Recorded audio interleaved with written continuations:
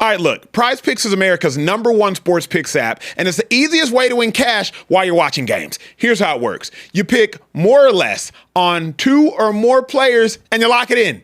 That's it.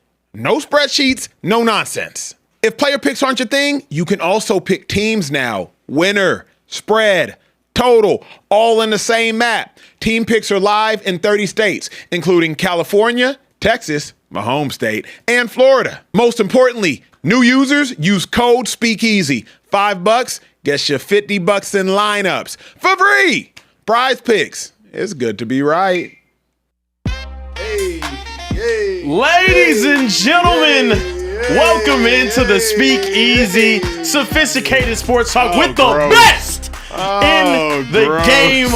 I'm the large human being nicknamed Carebear, social media presence with over 1 million followers on multiple different platforms. Any platform I go to, I dominate, and I do it at a very high level. And you know what? I took my talents right here to the Speakeasy, where I'm going to be making a huge difference in all of sports media over the next 20 to 30 years. Emphasis and on you can't huge. say anything about it. I'm also joined here today with my co-host. He owns the show, I guess.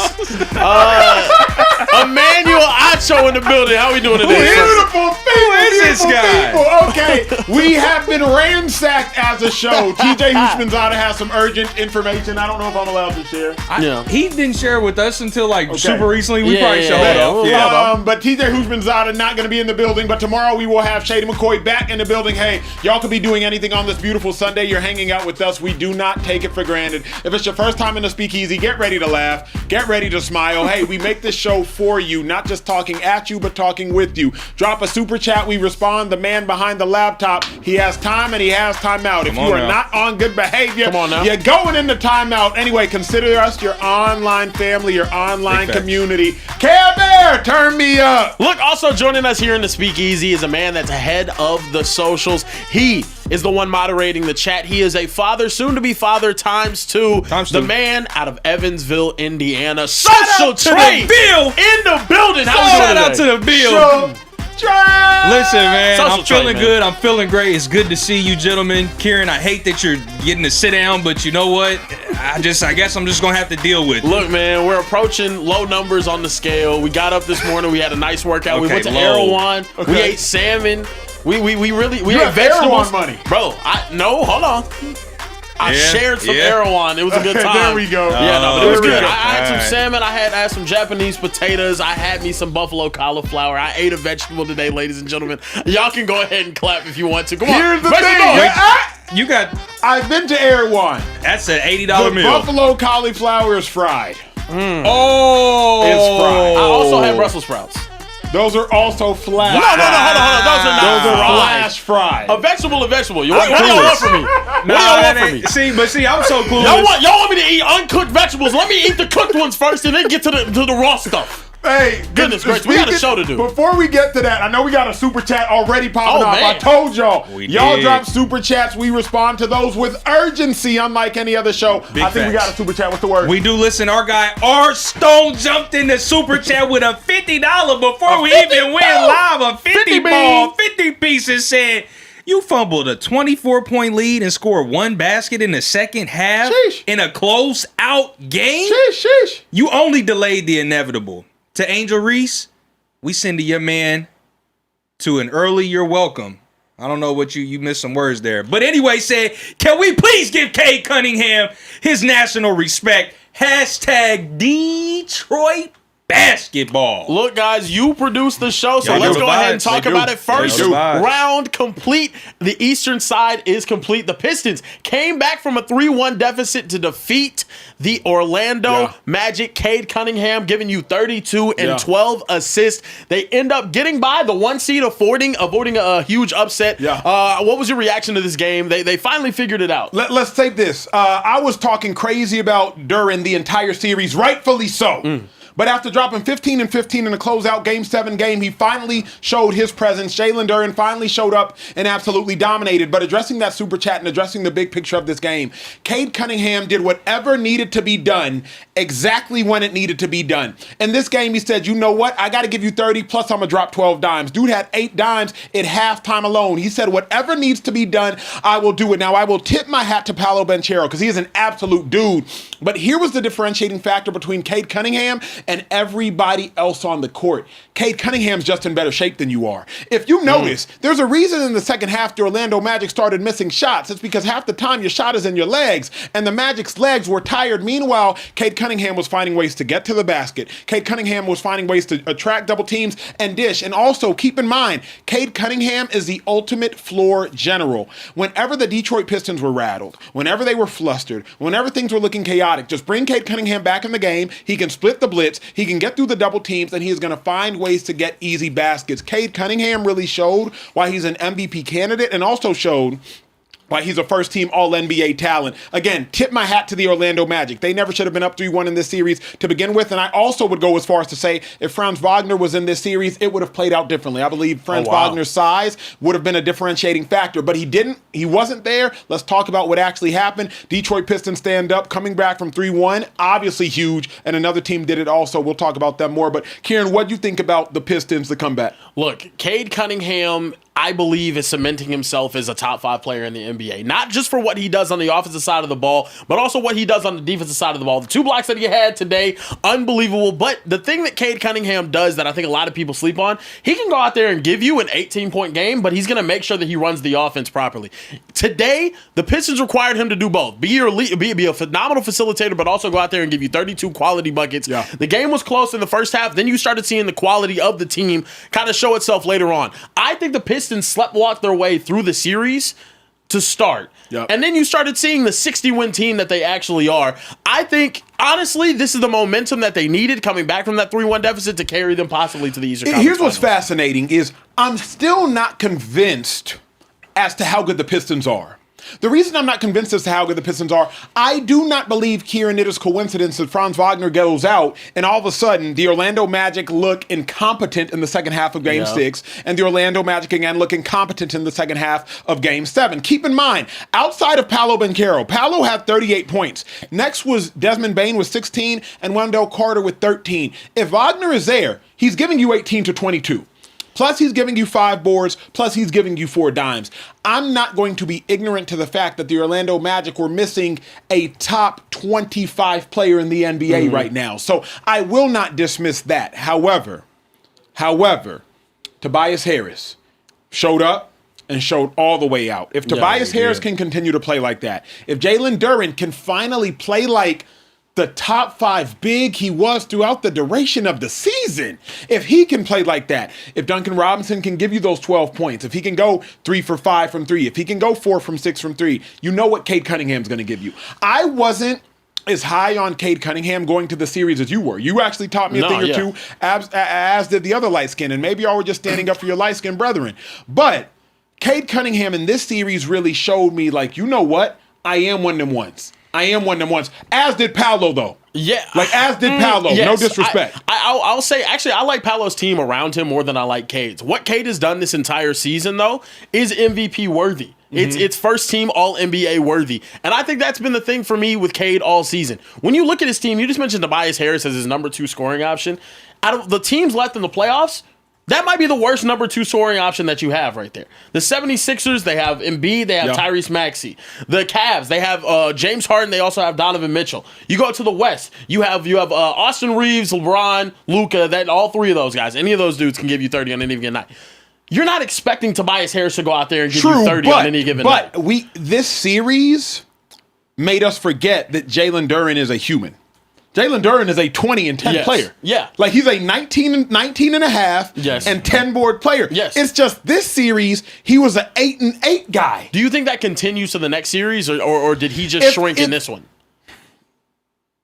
Man, I think it continues in the next series because there is not enough empirical data to suggest that he's going to rise up. I just finished watching Jared Allen go for 22 and 19. Yeah. I just, with my own eyes, Los Ojos, I just finished watching Jared Allen have a double-double in the third quarter alone. Yeah. I think in the third quarter he had 10 rebounds. In the third quarter alone, I just finished watching that. Plus, you're going to have Evan Mobley. So you have to figure out, one, Jaylen Duren, how are you going to find your spots? Where are you going to find your spots? Are you going to be able to find your spots? Because I just finished seeing what Jared Allen was able to do on the interior paint, and Evan Mobley is going to bring you out 24 feet. He's going to bring you out and make you defend the three-point line, depending on how they decide to match up in that series. So if Duren shows up, I think the Pistons have a legitimized chance, which is wild because they're the 1 seed. Do you like their starting? Well, you know what? Let's get to it. Let's talk.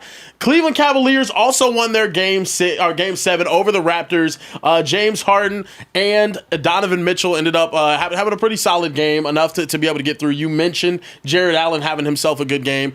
These two teams are going to be matching up in the next round. I'll be honest, I like the starting 5 for the Cavs a whole lot more than I like what I saw out of the Pistons this past series. And I don't know if that's recency bias, because the Pistons have been the best team in the East for the majority of the season. But when I look at that starting 5, when I look at the Evan Mobley, when I look at the Donovan Mitchell, the James Harden, the Jared Allen playing like he just did, I don't like what I'm seeing out of the Pistons heading into this next round. And I don't fault you for that. You're looking at just the season, but don't condemn yourself. Who's been the better team over the last 700 days? Over the last 700 days, now the Cavs have been a better team. Yes. The 2026 Detroit Pistons, 2025-2026 Detroit Pistons are the 2024-2025 Cleveland Cavaliers. Yeah. What I mean by that is the Cavs last year, if I'm not mistaken, were a 1 seed. But the Cavs last year as a 1 seed were trying to figure it out. As a result, the Cavs last year as a 1 seed got bounced again, if I'm not mistaken, in the first round. Y'all got to help me out, but I think they got bounced in the first round last year as a 1 seed. With that being said, the Pistons this year as a young 1 seed almost got bounced in the first round. So the last year's Cavs are this year's Pistons, and now they're matching up against each other. I like the Cleveland Cavs for several reasons. Number one, the Cavs have firepower at multiple positions. James Harden can go for 26 to 30, and Spidey Mitchell will go for 23 to 30. So the Cavs have firepower at multiple positions. Number one, the Cavs, in my mind, just have a deeper, more experienced roster. Yes. Random dudes. Max Strus. Max Strus can mess around and go for 14 and 8. And then also Evan Mobley, any game can go for 18. Yeah. Jared Allen, a walking double-double. So to me, I like the Cavs roster more, number one. Number two, I like the Cavs experience more. Number three, I like the Cavs firepower more. Number four, I just think the Detroit Pistons were a little wide-eyed. They're a little wide-eyed. Again, if Wagner doesn't get hurt, I don't even think they make it out of the first round. Not condemning the Detroit Pistons. I think, Kieran, you told me, weren't last year they a 31 team, something like that? Yeah.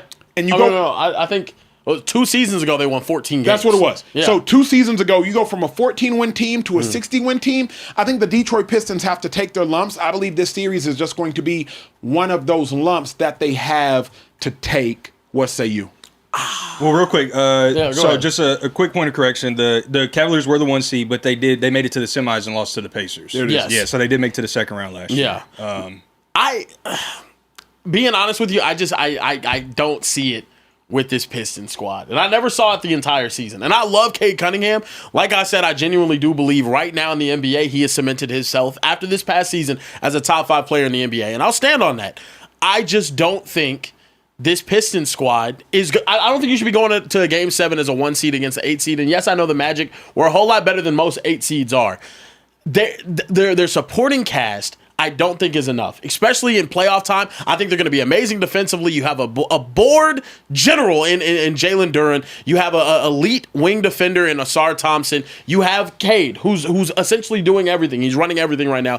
I think that burden is too much. It's too big to bear for Cade Cunningham and the Pistons. Trey, I want to know how you feel though.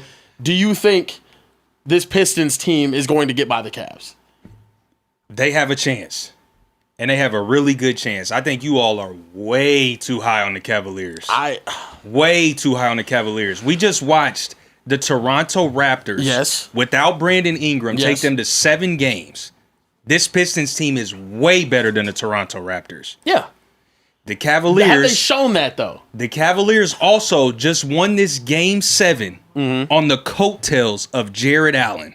Yes. That is not sustainable in a 7-game series with a run and gun team like the Detroit Pistons. So the Pistons absolutely have a chance to not just make this a series, but win the series. 100%. I really just can't get behind what I've seen out of the Pistons thus far. I don't anticipate Jaylen Duren to have... Do you believe in the Pistons to be a championship contender or a finals contender from the East? Do you think either of these teams get by the next round? Because the fact you have to say that about a 1 seed is crazy to me. But here's the thing: if you've been watching NBA ball for the last 3-4 years, we have a brilliant audience. I'm sure you have. 1-2 seeds don't mean nothing to me. Yeah. The Cavs last year, the 1 seed got bounced in the second round. The Oklahoma City Thunder 2 years ago is a 2 seed. I believe got bounced by in the second round. Yeah, by the Mavs, right, Kieran? Yeah. So like 1-2 seeds. No. Okay, see, it might have been 1 seed. Yeah, they were 1 seed and lost. Yeah, 1-2 seeds in your first time up. If you've been watching the NBA for the last several years, that doesn't mean as much to me. Yeah, I believe the Cavs have the roster to make a run. Yeah. Now, do they have the fortitude? Do they have the fortitude it takes from a best player? That's the real question. Yeah. Because Spidey, phenomenal human being, one of my favorite humans that plays the game of basketball. Yeah. Is Spidey the leader you need to carry you to the NBA Finals? We know James Harden is not the leader you need to carry you to the NBA Finals. Shout out to the game that Jared Allen had today. He's a Texas boy, at least played at the University of Texas. Yeah. I'm not going to trust Jared Allen to give me 20 and 15 every game en route to the NBA Finals. So the Cavs have the roster. In my mind, the Detroit Pistons just don't have the roster to carry you to the NBA Finals because they don't have enough firepower. Yeah. At the end of the day, they got you almost need either Cade to go for 30 plus every game. Yeah. Or Duncan Robinson. That's what he has to do, you 15. That's what Cade Cunningham has to do for them to go win playoff series now. That's my biggest concern with what we just saw out of the first round. Yeah. Your first round matchup is a 60-win team, a 1 seed with an MVP candidate on your team. He has to go out there and give you 30 and 10 every time to feel comfortable about winning a game. Yeah. That to me is too heavy of a burden to ask for someone's first playoff trip. Yeah, I agree wholeheartedly. And that's just it. I think they're a good team. Yeah. I think they're gonna have to take their lumps. Not to mention, when Shea gives you 30, Shea does it out of luxury. When Cade gives you 30, Cade does it out of necessity. Yes. And that's the difference. Yeah. Shea gives you 30, but even if Shea would have gave you 23, they still would have won by 15. Shea giving you 30 because he wants to, not because he has to. Yeah. Cade's giving you 30 because there is no one else. If not me, there is no one else. Yeah. And so that's the gigantic difference in this game. Obviously, so many Game 7s we got to get to. Any super chats that we got to get to before we keep it rolling, G? We got a couple. We got a couple good regulars. Okay, you said that with a little disheartening in your... No. It's just, it's always something with our weird cousin. Oh, but I'll get to him. I'll get to him last. Shout out to Carebears, Carebear and TJ's team. 214, Mr. DFW. Come on now. Is in the building and said about last night. Paul George, Devin George, Curious George, Sixers in 7. Wow. Boston Garden, Olive Garden, Vegetable Garden, Sixers in 7. Care Bear, Teddy Bear, Coco Beware, Sixers in 7. Hashtag love y'all Speakeasy. Hold on. 214 Mr. DFW. Yep. You reside in Dallas. He does. Yeah. My favorite and I'm okay with the Cowboys thing. We haven't won a Super Bowl in my entire life. We haven't made an NFC championship. Yeah. Brother, you have seen the Mavericks in 3 finals in your lifetime. And you choose to root for the bum-ass 76ers? Now, you better tell me you were just a big Allen Iverson fan when you were a kid or something, because that is crazy to me. Being a Mavericks fan 10 times, even with trading Luka, I would take that over being a 76ers fan. Are we serious? Yeah. What are we doing? Hey, they produced the show. Let's just get right to it. Look, we'll man, back to the we got to talk about it. Look, the Boston Celtics blew it again. Thank God. A 3-1 lead to the 76ers, and they're eliminated in Game 7. The first team to lose a 3-1 series lead since the Clippers in 2020. The Celtics are the first team to have 3 different starters: Luka Garza, Baylor Shearman, Ron Harper Jr. with 0 points in a playoff game since starters were first tracked in 1970 and 71. Tough. Also, these 3 guys being starters, also very tough for the Boston faithful. This picture was dropped on Inside the NBA. It's all of Boston, heading to go fishing and whatnot. Wait, who's that at the front? Oh, that would be Diana Rossini and Mike Vrabel up there doing the Titanic situation up there. Oh, my goodness. Also, Jaylen Brown had some stuff to say. Not yet, though. Let's hold on. You want to talk about the game first. Well, let's talk about the game. I want to respect Mr. 214, Mr. DFW. Shout out to the Philadelphia 76ers. Oh, wow. Joel Embiid played one of the most impressive games I have ever seen from him, and I am not just talking about stats, but watching a box score. What Joel Embiid showed us was dog in his heart, was toughness from a mindset. Joel Embiid put the starting center in foul trouble, put the backup center in foul trouble, then said, come here, little Jaylen Brown. Come here, little Jaylen Brown. Why? Because Jaylen Brown was the only person that wasn't in foul trouble. Then he put Jaylen Brown in a body bag. Joel Embiid completely dominated the game and was so physically imposing that the Boston Celtics looked scared to even step up against him. Furthermore, Tyrese Maxey is showing us his cerebral maturity every single time he steps on the court. I think dude had 6 field goal attempts in the first half and 6 points, but finished the game on an absolute bender. And here's what nobody knows. Pay attention to the post-game comments. You hear and learn everything. Maxey said Embiid went up to him and said, hey, it's your time now, at the beginning of the fourth quarter. And Maxey said, say less. That is how on one accord this 76ers team is. With all due respect, if Embiid is playing like this, you got to find a big on his level in the East. Find one. You can search all over. You're not going to find a big on his level in the East. He absolutely embarrassed the Boston Celtics, dismantled the Boston Celtics by himself. Joel Embiid, one of the most impressive performances I think I've seen from him in the last 2 or so years, especially given the magnitude of the game and the magnitude of the moment. Do you guys remember when Kevin Durant in the 2019 finals came back when they were down 3-1, and he came back in that game and he started off on an absolute like heater, just crazy. He was going off. This is what that looked like, but a continuation. Joel Embiid completely changed the entire series. Absolutely. And like you said, what big is checking him in the East right now? Correct. I think the 76ers right now, we were talking about this before the show, the 76ers with Joel Embiid playing at this level might have just announced themselves as the favorite in the East. It's going to be crazy to watch them in that next series. But, brothers, I have to get back to But here is why, though, bro. Because, we're not looking at the 76ers for the actual basketball team that they have. Elite athleticism between Edgecombe and Maxey. Elite athleticism. Yes. Find a player with the first step like Tyrese Maxey. Find one. I believe that OG Anunoby is a phenomenal defender. I do not know how he is going to deal with Tyrese Maxey's first step. I just don't know how he's going to do it. Mikal Bridges, phenomenal defender. I don't know how he's going to deal with it either. Find a player with the first step of that. Edgecombe. What? Onions. No fear. No fear of the situation at all. No fear. And then Paul George, he finds his spots. For some reason, he keeps hitting his head on the 20 points per game ceiling, that proverbial ceiling, but he finds his spots. That's hurting you on PrizePicks. Oh, it's killing me. Yeah, It's killing me. Coach, leave playoff P alone, brother. Leave him alone. But, if you actually look at this Sixers team and this Sixers roster, it's much better than we're giving it credit for. You got an MVP in Embiid.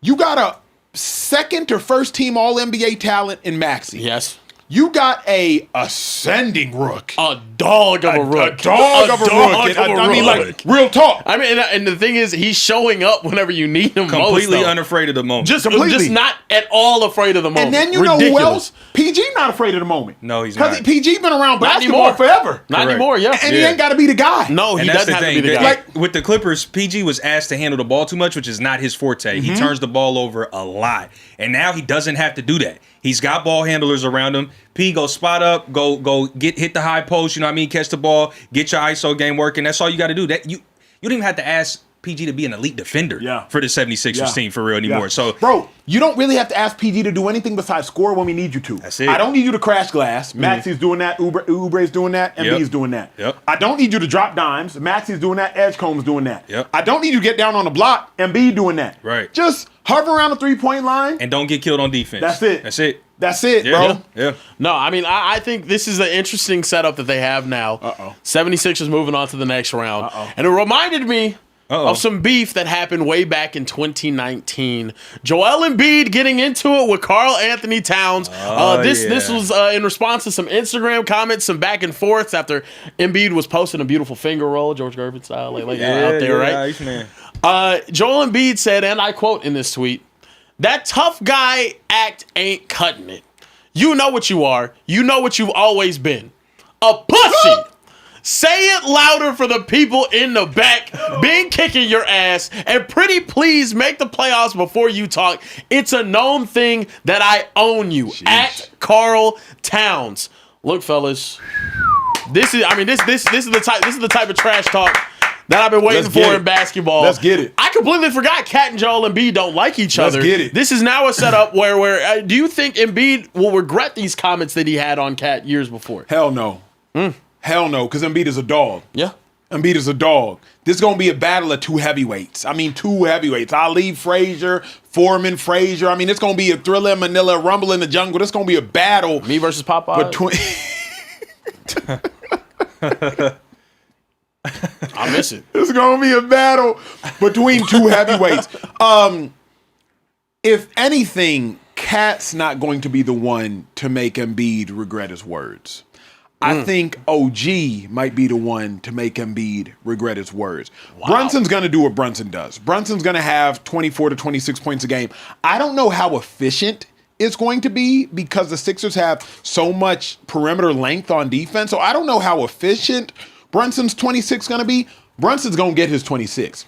My question is OG going to average 18 points a series? Is OG going to average 20 points this series? But Karl Anthony Towns, he's not going to be the one to make Embiid regret his words. Like, Kat's not going to he's not going to give you like a 25 and 15 series. He will give you one 32-point game. He is guaranteed to give you one 32-point game where he goes like 4 for 7 from 3. He's going to give you one of those. But Embiid is just a tougher, more well-versed, lighter on his feet, more savvy, more skilled big. If they try to throw Karl Anthony Towns out there against Joel Embiid, he's getting cooked. Yeah, barbecue chicken. He's getting absolutely torched. The man that's going to be in task with guarding Joel Embiid, if it's not some sort of help defense situation that they scheme up, will be Mitchell Robinson. Mm-hmm. Mitchell Robinson is the guy that's going to have to go out there and take that responsibility for the Knicks. This is going to be a fun series. It's going to be a very fun series. And after living in New York for the past couple of years, I got to see how crazy of an environment Madison Square Garden is in those big moments. And it's infectious. I think this team this year for the Knicks is almost completely identical to what they had last year. And not just from a roster perspective, but from how well they're playing at this point in the season. Yeah. I think Joel Embiid is the X factor, though. And right now, you could really make the argument, if Joel Embiid is playing at this level, who's better than him as a player on the East? Who's? I think Cade Cunningham is a top 5 player right now, but right now, what we're seeing out of Joel Embiid is MVP caliber stuff. Yeah. And if he can continue that, I'm sorry, the Knicks don't have a shot. They don't have a shot in the world, in my opinion, especially with the surrounding pieces that the 76ers have now given him. Do this. I want both of y'all to do this. And even in the chat, I need y'all to do this as well. So stop what you're doing in the chat and do this. I saw this online. I said, let me bring it to the Speakeasy. Yep. Rank the top 5 players in this series, Knicks, Sixers, in order. I'll start. Okay. Top 5 players in this series in order. It's about to get nasty. Oh, man. 1, Joel Embiid. Okay. 2, Tyrese Maxey. 3, Jaylen Brunson. Yeah, that boy tripping. 4, Bro, what are you talking about? 4,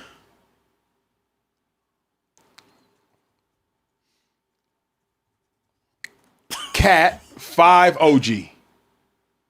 The Knicks have more of the top 5 players as of right now. What we get out of VJ Edgecombe in this series, I couldn't tell you. I need your top five. Embiid's number 1. Of course. I'm going with Jalen Brunson number 2 because I'm not crazy. Even if he's a defensive liability. That's why he is a defensive because, liability. What I saw C.J. McCollum do to Brunson, yes. C.J. McCollum wouldn't do that to Maxey. Yes. That's the only reason I didn't have Brunson at 2 is Brunson will give you 30, Brunson will give up 14. Maxey will give you 27, Maxey will give up 4. Yeah. Like that's the only reason I put Maxey over Brunson is Maxey doesn't have a glaring weakness in his game. Jalen Brunson is a physical liability, yes, a health liability, yes, and a defensive liability. But he could also give you 45 points. Yes. Yeah. And I'm not saying Tyrese Maxey can't go out there and give you that. I've seen Jalen Brunson give you 45 in the playoff game. And that, to me, that matters. Yeah. That matters. I know he's a defensive liability. Okay. I've seen him make it to Western Conference Finals. Finish out your five. Look, I'm going Embiid, Jalen Brunson. I'll go Tyrese Maxey 3rd.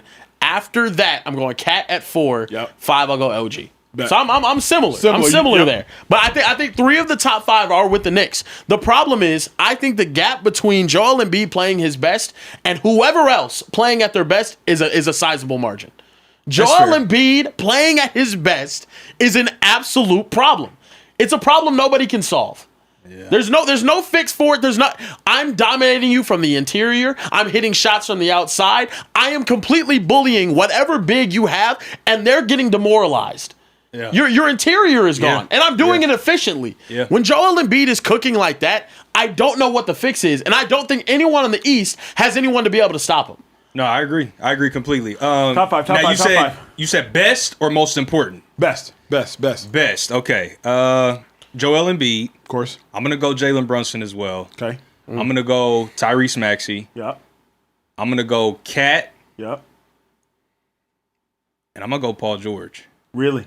Yeah. What are you talking about? I'm going to go Paul George. I would go VJ Edgecombe over playoff P. I would too. What are you talking about? We have never seen Paul George in this type of role that he's in Philadelphia. I know that seems like a hot take, but he's never been asked to do this little in any playoff series. From the time he was in Indiana to the time he was in OKC to now being in the 76ers. This is the prime time for Paul George to get rid of all of the stigma around playoff P and show up in a big series against the Knicks, who just went to the Eastern Conference Finals last year, and make his mark and actually get rid of all of those bad labels around his name when it comes playoff time. And he can still, he's the prototypical player. He's a 6'9" that can handle the ball. He can play defense. He can score at will. He nobody can really check him on that Knicks team because they're gonna expend so much defensive ability on Maxey. I think you're using, and I've been guilty of it too, we use that score at will phrase way too liberally.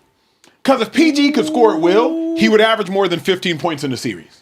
If PG could score at will, he would have had a 25-point game if it was just at will. Yeah. If he could just at will it. Yeah. OG Anunoby gave you 28 points in 3/4 of game. They wouldn't put themselves in a 3-1 deficit if he could score at will. Like PG. Yeah. Well, you know what I'm saying? Like, I can walk that back. He can get to his spots at will. Yes. He can get to his spots. Now, if he's going to score, that's the so I can walk that back. SGA does. Yes. Yeah. Like I was thinking about this the other day because somebody liberally said on cover like they're a walking bucket. I said no, they're not. Yeah. We use that phrase way too liberal. He a walking bucket. SGA is a walking bucket. Yep, correct. Luka Doncic is a walking bucket. There's about 6 walking buckets in the NBA. Yeah. We just say anybody a walking bucket. We just do way too much stuff liberally in this country. I said deep is south VJ Edgecombe more important to this series than Paul George? I don't. That's tough. Is VJ Edgecombe more important to this series? Nah, he's not. I can't say that because Paul George is the vet. Yeah. He's the vet. You have to rise to the occasion. If he doesn't have the pressure. So he just, if he comes out there and is a rookie in this series, cool, he's a rookie. He did what he was supposed to do, what have you. Paul George must not. Trey. And just should not fail in this series. I'm going to tell you he's why more you're important. wrong, though, because of that same exact thing. It is expected of Paul George to go out there and give you consistency because he's done it so many times. Yeah. VJ Edgecombe is the wild card. Yeah. If he has a good series, are you saying that the 76ers lost? Hell no, because you expect Paul George to do his job. Yeah. You expect everybody else. You expect Tyrese Maxey, Joel Embiid, Paul George, all guys that have been in the playoffs time and time again to do their job. If VJ Edgecombe goes out there and has a phenomenal series, the 76ers win. And it's just that simple. That, to me, is why I think he's more important. VJ Edgecombe having a good series means that the 76ers are going to the Eastern Conference Finals. Yeah. That's what it means to me. So whose number 3 is more important? The Knicks number 3 or the Sixers number 3? Like OG or PG? the Knicks. OG? OG has to have a good series. He has it's the to. same way. Yeah. He has to. He has to have a good series. Just I like Josh Hart. I love the other guys that they have on the team. You need OG to give you 20 again. Yeah. You do. You actually do. It's asking a lot. That's asking a lot because you're going to ask him exactly to go out on the defensive end and do that too. So asking for 20 and strap up, you know what I mean? The best player on the Sixers is with this many scoring threats for the 76ers. Perimeter player. Can the Knicks successfully hide Jalen Brunson's defensive end capability? This is why I don't think so. That's why I put Brunson at 3, because at the end of the day, there's a world where Edgecombe can attack Brunson. Yeah. He's an athlete. 100%. He's got Absolutely. size, 100%. and he's not afraid of the moment. He should be busting Jalen Brunson's ass. So at the All point in series. which Edgecombe can get him, Yep. Maxey can get him, PG can get him. I'm not gonna mention Embiid. Yeah. Like, you can't hide Brunson. Yeah. There's nowhere you can just like throw him in the corner against who the Knicks just have in the first round. The Hawks. You could try to hide Brunson. Yeah. You know what I mean? Now McCollum would just pick and roll two-man game, but like But you throw him on Dyson Daniels, who's not a great shooter at can all. hide him. Yeah, you can hide him. Yeah. Against if they were playing the Magic, you can hide. Yeah. You play hell, even if you was playing the Celtics, oddly enough, you could hide. You can't hide against the Sixers. Yeah. You know what I mean? Yeah. Like, there's a while you playing the Celtics first 6 games, Derek White wasn't even looking for a shot, and if he was looking for it, he wasn't making it. You could hide. Yeah. Sixers, they all dogs. Yeah. And they all ready for the moment. Yep. So I think the biggest thing is going to be, Kieran, you kind of alluded to it. I'm going to just expound on it a little bit. Hold on. You said the biggest thing is going to be Kieran. Was that intentional? All right, man. Like, was that the end of the sentence? What are we doing? He said, What are we I doing? think the biggest thing is going to be Kieran. I was like, oh, that's a complete sentence. But like, You know I'm closer to you now, right? you are within arm's reach. not in weight. Everybody relax. All right, bro. You said the Hey, biggest bro. thing was- Wow, yeah. I just didn't know. No, I wasn't taking the shot at Kieran that time. No, I wasn't. glad. I Okay. wasn't. But Kieran, This is you also something brought this on yourself. You disrespect Acho on Thursday. that is. And you know he doesn't forget. But I think the biggest X factor for the Knicks is going to be Mitchell Robinson, because when Embiid, the biggest asset that Mitchell Robinson brings to the New York Knicks is his offensive rebounding. Yep. He gets them a lot of second chance opportunities that they punish defenses with. The point in which he's having to check Embiid at the perimeter, or Embiid decides to pull him out in a high post, and he's not down there in the paint to lock up those offensive rebounds and get. I'm sorry, that the point that he's not rebounding as effectively as he should be is going to be a big miss for the Knicks. Him not being in the paint on the defensive end and on the offensive end as well. So Mitchell Robinson is going to have to figure out a way to kind of corral that paint and not have to check Embiid so much on the defensive end, and also keep Embiid out of the paint to keep him from battling for the boards, because that's going to be a huge lapse. Mitch will be interesting to see how many minutes he can play if they start going to the Hack-a-Mitch thing. Gave us 13.8 minutes per game last series. As soon as the Sixers see him checking the game, they might just foul him, throw off the Knicks' offensive momentum, and just like, you know what, you're going back to the bench. That will be an interesting chess match. Let's get some super chats for sure. the next topic. We could definitely do that. And Central Cast, we'll get to yours. But we got to first get to our guy, B-Ty. What up, B-Ty? Shout out to the MVP on social. Trey and Acho's team said, no more talk of ridding of Embiid for the future of Edgecombe and Maxey. In a closeout game 7, Joel scored 34 and grabbed 12 boards, being less than a month removed from an appendectomy. First playoffs beating Boston since 1982. I just also want to add to B-Ty super chat, Joel Embiid beat a 50-win team before Jokic. Ew.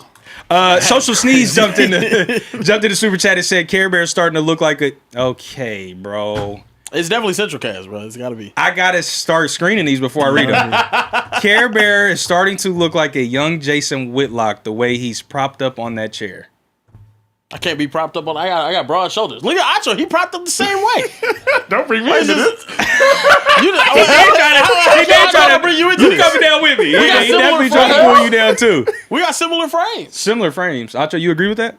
For the frame, yeah. I just got more on my frame, yeah. Okay. He didn't stack his bookshelf like I did. That's not my fault. Okay. That's Yeah. one way to put it. His knees knock a little more than mine. Yeah, Mine do well, knock a little bit. Keep reading the super chat. Mosey the Wrestling Guy 9891 said, I told y'all I will be back with the super chats. Mosey, it's good to see you. up, Acho, Mosey? Carebear, Trey was good. May our Lord and Savior bless you all and everybody in the Amen. chat. All love, guys. Appreciate that, Mosey. Hey, y'all, you went to church today? I did not go to church today. I read sermon and I was in my Bible today, so yeah. That's love. Yeah. Bet. That's love. Central Cast What up, I Central watched Cast? sermon, yeah. Yeah, I did too. said, Carebear, you're going to have to stand up, big fella. Your excess body is compressing in that seat, and your neck is quadrupling. I'm looking at 4 chins, and I don't know which one is which, and then send a picture in, because, you know, that's Not that many. what he does. All right, bro. There's something wrong with this. This is apparently a screenshot from as soon as we opened the show. Central Cast took this screenshot and sent it into us. He just caught you at a bad time. He caught you at a bad time. so crazy. He caught you at a bad time. Somebody got to take his laptop, bruh. Yeah.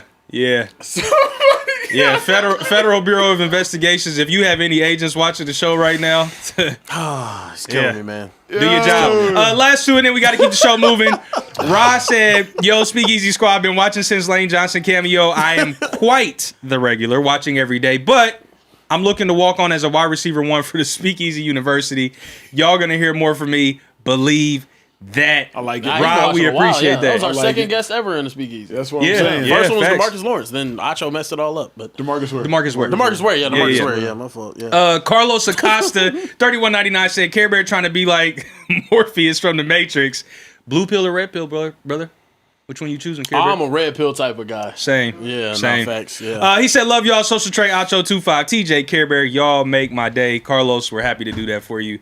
And appreciate you showing out in the super chats as well. Hey, That's all I got. in case y'all missed it, last episode we did a Speakeasy draft where we quite literally compiled the 20 people in the chat the most. We did our draft picks. We will do one again during the fall, but just want y'all to know it's always love Always if y'all love. watching this show. Hey, if you're watching right now, hit the subscribe button. We do this show for y'all. We live off the subscribes. After you hit the subscribe button, please hit the bell button. Hit the bell button to be notified anytime we drop a video, anytime we go live. In case we move the time, we be going early on Wednesday so we can go to church. If you're watching on TikTok, it's love too. Drop a badge, all the different things. Just continue to support the show as we try to make y'all smile on a daily basis. Carebear, turn me up. They calling me. They real calling quick. me Jabba the Bear. They called him Jabba the Bear, and one I saw earlier was Chair Bear. Chair Bear. Chair Bear is crazy. Come on now. It feels great to be Chair Bear today. I get to rest my legs. Oh man. Okay, look. Speaking of the 76ers and Celtics that we were talking about earlier, Jaylen Brown went on his show, podcast, or stream. I don't know what it is. Yeah, stream. And he had something to say about he's a Joel streamer Embiid now. being a flopper. I'll let you guys listen. I mean, this is my personal opinion on basketball. Some of y'all might disagree. You know what I mean? But argue with your grandma. Damn, okay. Flopping has ruined our game. Joel Embiid is a great player, one of the best bigs in fucking basketball history. Flops. He know it. This ain't breaking news. This ain't, you know what I mean? It is what it is. Y'all can clip it up. Like I said, y'all can post it on these paid accounts that y'all, these bot, whatever. That's just my opinion. Well, post it they did, brother. Jaylen Brown, yeah, no, they definitely did. NBA Central got on it immediately. Jaylen Brown saying that flopping has ruined the game and Joel Embiid flops all over the court. How bad of a look is this for Jaylen Brown? I hate Jaylen Brown going on Twitch right after the game. Read the room, Jaylen Brown. You have hundreds of thousands of Celtics fans absolutely disgruntled that y'all lost in the first round of the playoffs.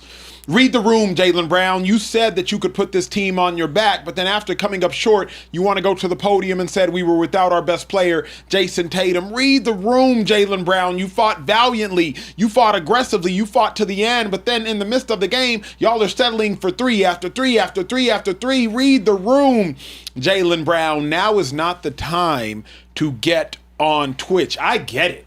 You went on and live streamed after every game during the regular season. This isn't the regular season. You didn't just finish blowing a 3-1 lead in the regular season. You just finished blowing one right now in the playoffs. Read the room, bro. The body not even cold yet.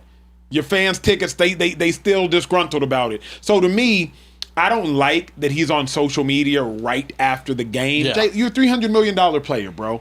Yeah. You need another endorsement deal? Like, just read the room. And to me, reason I hate it so much, Jaylen Brown, to me, I'm not going to blame him for how the game went.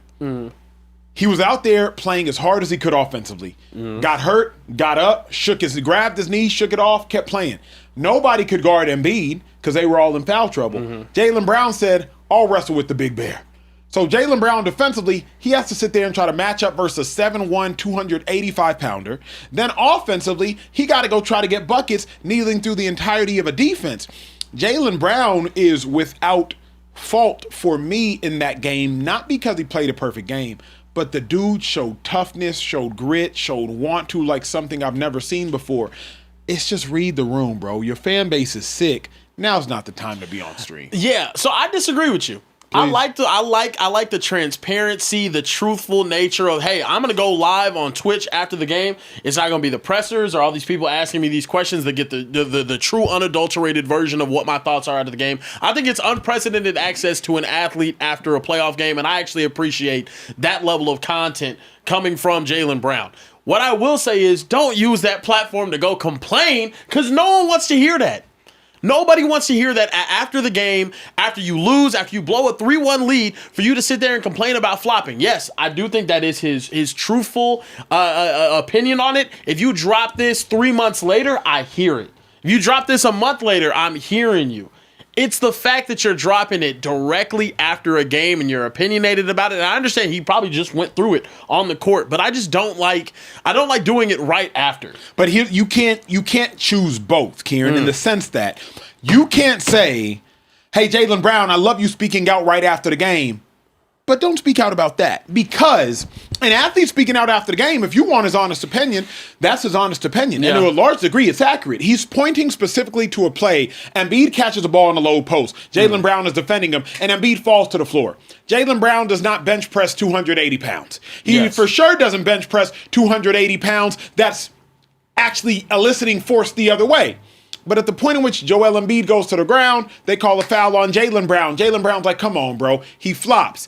Reason I don't like it is everybody flops. From Austin Reeves to SGA to you, Jaylen Brown, and sure as hell, Joel Embiid. I'm just like, Kieran, if you're a fan, the last thing I'm trying to see is my superstar player go up to a podium or to a Twitch after and start, they be flopping, and I don't go cry. You should be. Why am I a fan more upset than you, Jaylen Brown? That's how Celtics fans are feeling. Why do I not want to talk to my coworkers? I don't want to get on Facebook. I don't want to get on Twitter. I don't want to get on Instagram. But you want to get on Twitch? How do I care more about the loss than you, Jaylen Brown, care about the loss? That's at least how it reads. It's not that he does not care about the loss. He's just being consistent. He's putting something out there. He's giving you his thoughts afterwards. He's giving you his unadulterated thoughts as well. Now, Joel Embiid being a flopper, yes, he is a flopper. That's fine. My point is, know whenever your audience is going to be receptive to what you're saying. Know whenever you're going to be putting something out that's going to be clickbait now for different media outlets to use to slander your name. You go out there and you say right after the game, bruh, Joel Embiid's a flopper and flopping's ruined the game. It's just like going out there and complaining about refs after a game. It's never a good look. It's never, ever a good look. You can go out there and say, bro, we tried our hardest. We played as hard as we possibly could. I was giving my all, da-da-da-da-da. At least he's still talking about the game of basketball. I'd feel a way actually, I don't even know if I'd feel a way. If he went home and wanted to play video games for 4 hours, that just would have been what he does. Yeah. You know what I mean? Like it's okay, in my opinion, he knows he's in the public eye. Put yourself more in the public eye. Why not? Why not? Why not? Remember when Micah Parsons played for the Cowboys and he had his podcast? Yes. At the end of the day, it's not conducive to winning. It might not be contributing to losing. It definitely does. Draymond Green had his podcast, was posting after the games, and then won a championship. He won a championship. When everyone was complaining about him doing it after the games, went out there and won a championship with a podcast. I don't get why it's only a problem when you're losing. It's only a problem when you're Kieran, losing. that's anything in life. You dressed in all black. You don't Yes. go to a funeral and start cracking jokes. You're one of the funnier dudes I know, but you know how to read a room. So you're like, if I'm at a funeral, I'm not going to crack jokes because now's not the time to crack jokes, even though you always crack jokes. You walk into the studio last week, I'm like, bro, you good? You like, people always think the funny guy is sad just because he don't crack jokes. Literally happens. Because you're the funny guy. But you wouldn't crack a joke at a funeral because you can read the room. The Celtics season is dead. Yes. It's a funeral. Yeah. Now is not the time to hop on stream. Would you have a problem if he was on stream just in general? You would just have a problem if he just hopped on stream just because?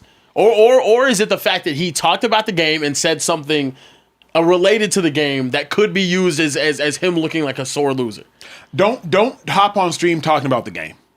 If you don't talk about the game, then he goes viral for a hobby. Jaylen Brown, 2 hours after losing in the first round of the playoffs, is playing World of Warcraft. I think there's something to use common sense.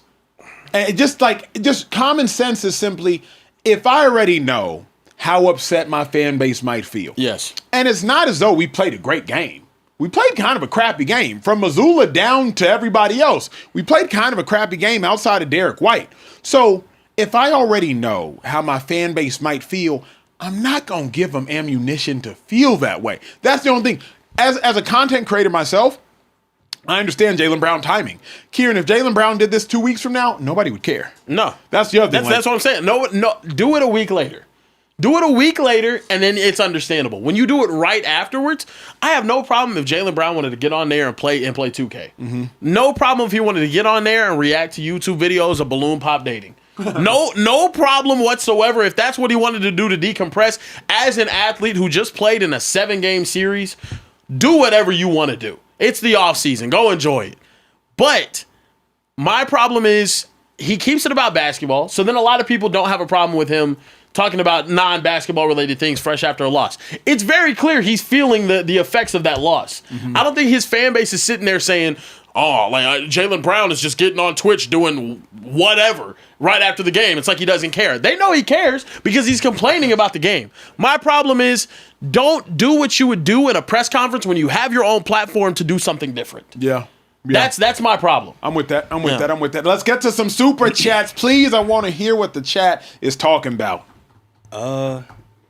We've got a long lost super chatter, y'all. Oh wow, Reese? Is it Reese?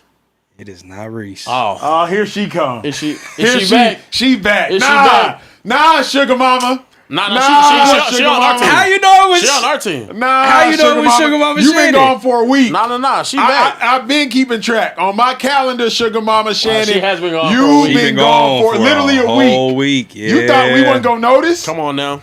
Yeah. Who you was seeing?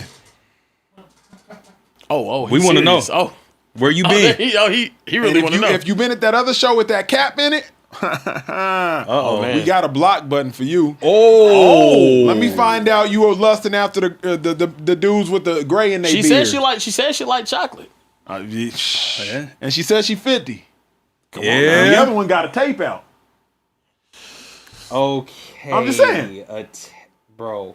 I'm just saying, you know Sugar Mama Shannon, she a little... Her name is not Michelle, brother. I don't... It's not, but that might have done something to her. Okay.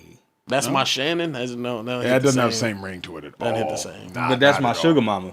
That's my... Now that's got a ring to it. Give me that sugar.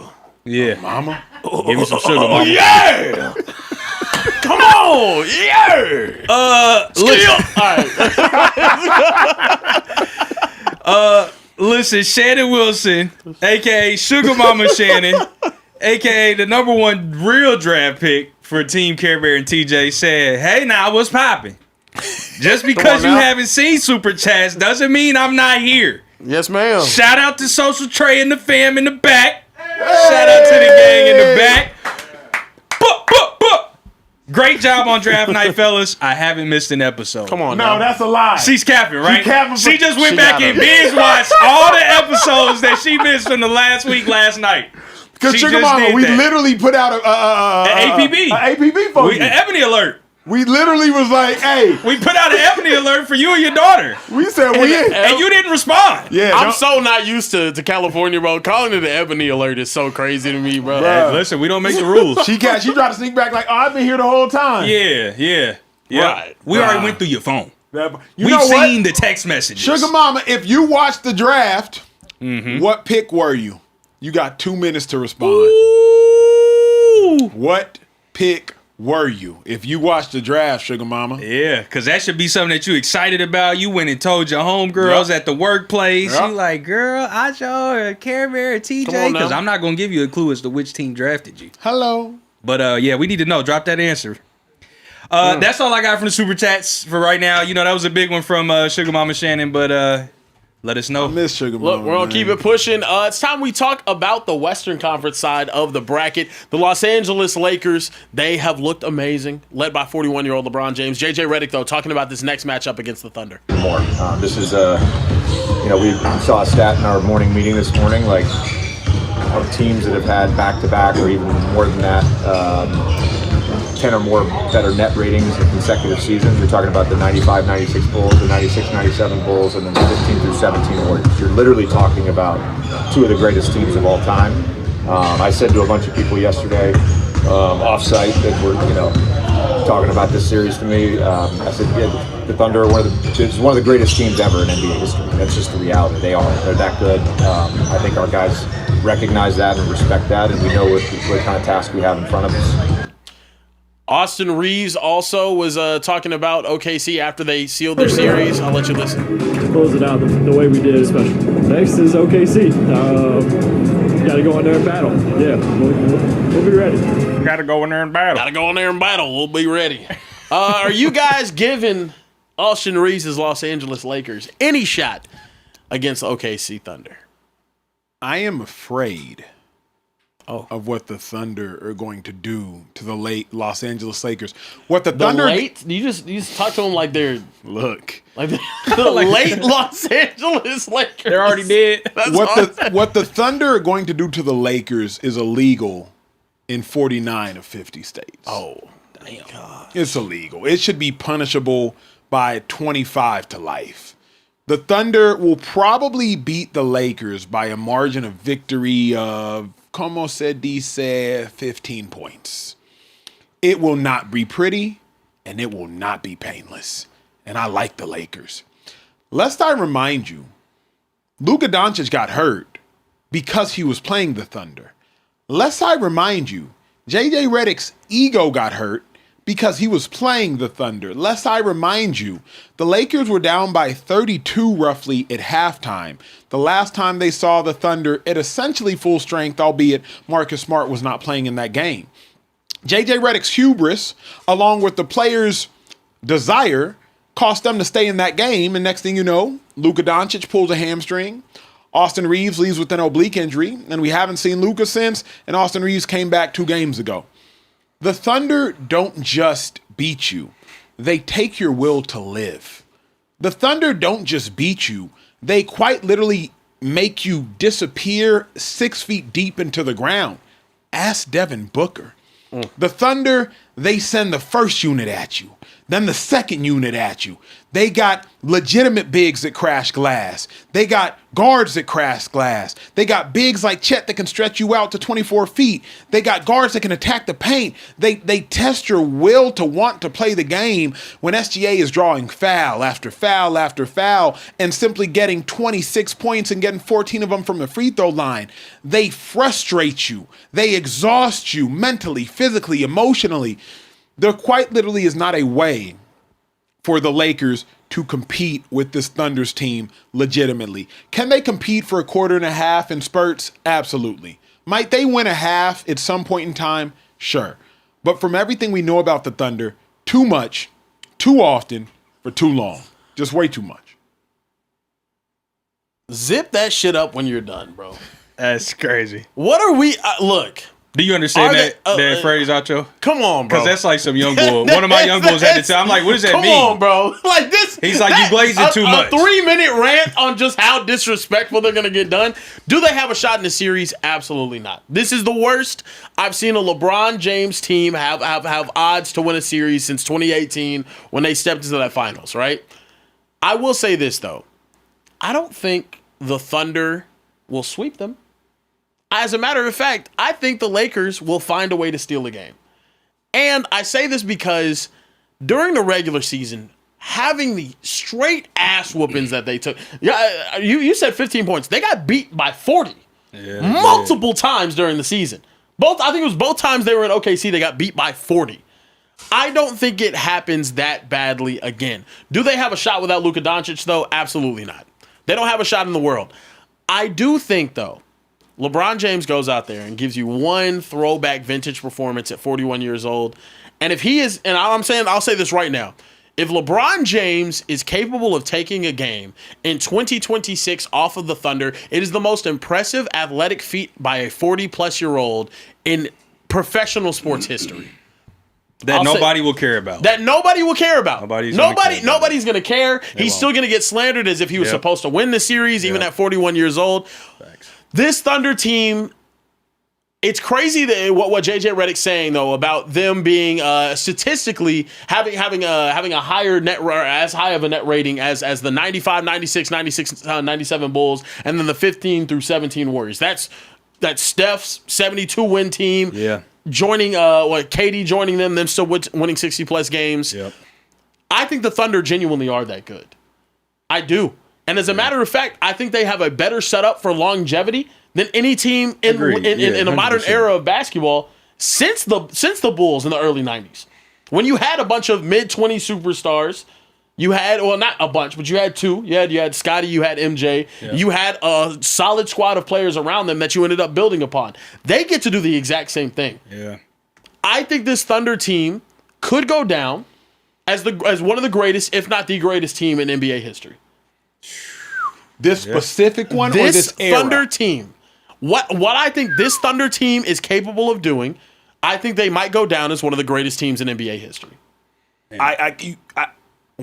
You glazing.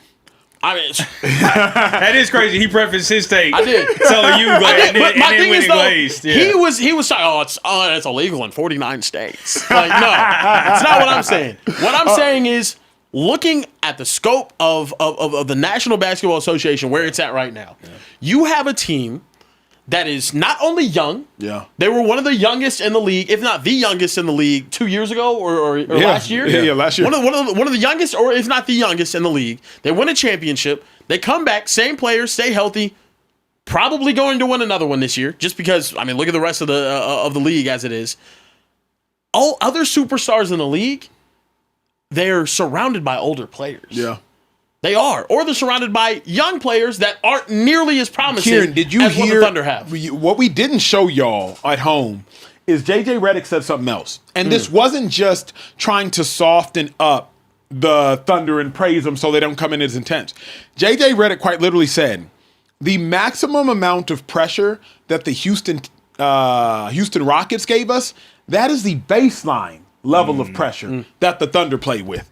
He said, so Houston's best was the Thunder's worst. Please understand that for a moment. And the Lakers had to go 6 with a Kevin Durant-less Rockets. So what JJ Redick is saying is essentially what Kieran and I are saying. He's like, bro, we took Houston's best shot is the bare minimum for the Thunder. If the Lakers get a game, it is because the Thunder allowed them to get a game. It is not because the Lakers just went out there and got a game. Now, it doesn't look likely that Luka comes back in this series, but if he does, do you think that changes the odds in any way in the Lakers' favor? I'm going to say something that unless you've been watching a Lakers game, you're going to think it's the dumbest thing I've ever said. The Lakers would match up better with a Luka-less, Reeves-less team versus Thunder than with a Reeves and Luka team. That's not true. Here's that's why. Just not true. That's just not true. Here's why. To fry you. When you didn't have Luka and Reeves, and we saw it for 4 games with the Rockets, it inherently made everybody step up. It made Luke Kennard show up. It made Marcus Smart show up. it made DeAndre Ayton show up. Everybody else realized, oh, I can't just ride shotgun. Longest road trip you've ever taken? Here from Indianapolis, Indiana. Who drove? I did. Bet. It came with your wife now. I Well, assume. she flew. I drove because Bet. I'm a real one like that. So if you're on a road trip, it's much, much, much different. If you behind that steering wheel It sure is. versus you in the passenger seat, like, Yeah. what you want to listen to? Man, can we stop at this Chili's about 25 miles down the block? Yeah. Way different You experiences. see such and such. Way different experiences. Yeah. When you have to drive, or at least be cognizant of driving, you locked in. Yeah. Don't even take my word for it. Listen to, I want to get this right. It was a player who just played in a game 7. When they found out Jason Tatum wasn't playing, Tyrese Maxey. When he found out Jason Tatum wasn't playing, he went to Embiid and he went to Edgecombe and said, it's going to get more difficult. He said, this game 7 is going to get even harder. And he explained it to the reporter after. I said, what you mean it's going to get harder without Jason Tatum playing? He said, because now everybody's going to come with it. He said, now Derek White's going to come with it. Now Pritchard even more so is going to come with it. Now Hauser's going to come with it. His point wasn't that Jason Tatum's not incredible. His point was that with Jason Tatum out, every other Celtic player knows, oh, you can't hide anymore. Now all of a sudden, I think Derek White put up 20 shots or so and had like 20 some odd points. When Luka and Reeves weren't playing in the first 4 games of the Rockets series, Marcus Smart all of a sudden became an offensive force, dropping 8 assists, scoring 25 points. Luka came back. How many assists do you think Marcus Smart had the last Reeves came back? How many assists do you think Marcus Smart had the last 2 games of Reeves present? Shoot, like 3 or 4 probably. Combined. 3. Combined. Sheesh. Game 2, I think he had like 8 or 9. So the only But my reason thing I'm is, do saying you think this, they're a better team with Marcus Smart having to contribute that every night? I think they match up better. That's what I'm getting at. And it's just like, if you really watching the games without Luka, without Reeves, all you have is a bunch of hungry dogs running. And what I say about hungry dogs, they run faster. Yeah. Now, Luka's obviously one of the best players in basketball. Austin Reeves, regular season, an incredible offensive scorer. But I'm just talking about if you watch the cohesion and the hunger of the Lakers. Not to mention, when the Lakers didn't have Luka and Reeves, now JJ is forced to play more players. He's forced to use his bench. How do the Thunder beat you? They don't just beat you with top-level talent. They exhaust you. They run you into the ground. When Reeves showed up, how many minutes do you think Bronny played in Game 6 versus the Rockets? Oh, 8. How many minutes do you think Jared Vanderbilt played versus the Rockets, Game 6? All 8. The Lakers all of a sudden become a 7-man rotational team versus a 9-man rotational team. Those are guys that can't contribute consistently, though. And that's the reason why I can't say that they match up better. One game, they might be able to play close. And then the next game, they'll get smoked by 50. And with Luka and AR actually on the floor, you have 2 guys that on any given night can give you 40. That's something that, I'm sorry, Marcus Smart is not going to give you 40. Austin Reeves can't give you 40 in, I guess, in the playoffs because y'all seen him in 2 series his entire career. Who says that he can't? Anthony Edwards, Jaden McDaniels, He is going to be Julius playing. Randle, he says Not so against too. the Thunder, they're not giving you 40. But my point is, Thank you. these 2 guys, Luka's he's an offensive anomaly. You can make the argument he's the best offensive player in the National Basketball Association. Yep. Like that dude on the floor helps you. He helps you a whole lot more than he hurts you. Also, need I not remind you, with Luka on the basketball floor, they beat the Thunder 2 years ago. Yes, but Like, but here's the thing: you only had one Luka. With Luka and Reeves, you have Luka and a snack-sized Luka.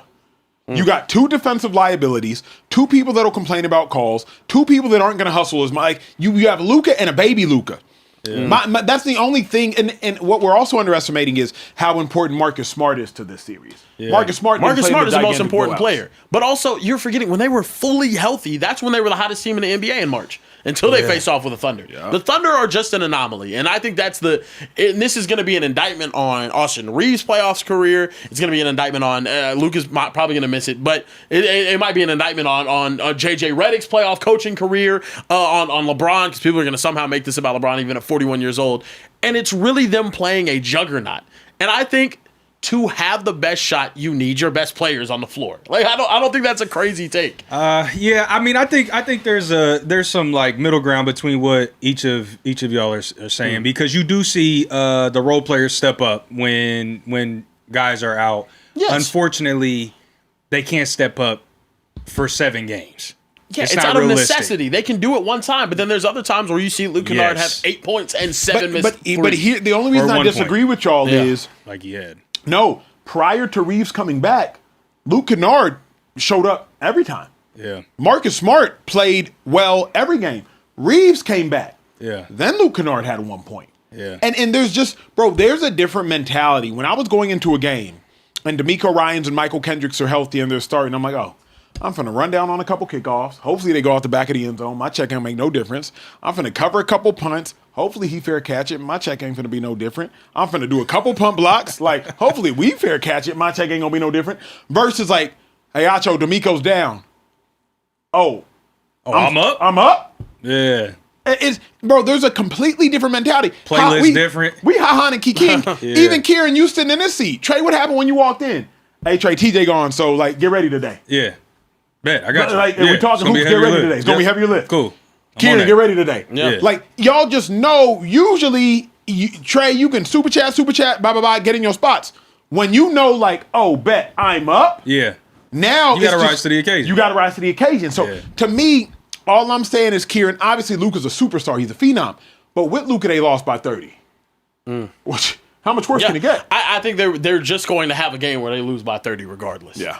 The Lakers are going to have to play perfect. That's the bottom line. For them to have any chance, and when I say perfect, I mean they're going to have to shoot 65% from the field, 45% from the three. Maybe absolutely better. Unrealistic numbers that they're going to need are a not phenomenal sustainable. shooting night, which is a damn near impossible against OKC, who's the best defensive team. Correct. In this now, era what of about basketball. this? There is an X factor. Because if we're no. Okay. If we're being honest, if we're actually just being honest, in theory, DeAndre Ayton probably has the greatest positional advantage that anybody on the Lakers squad has versus the Thunder defender.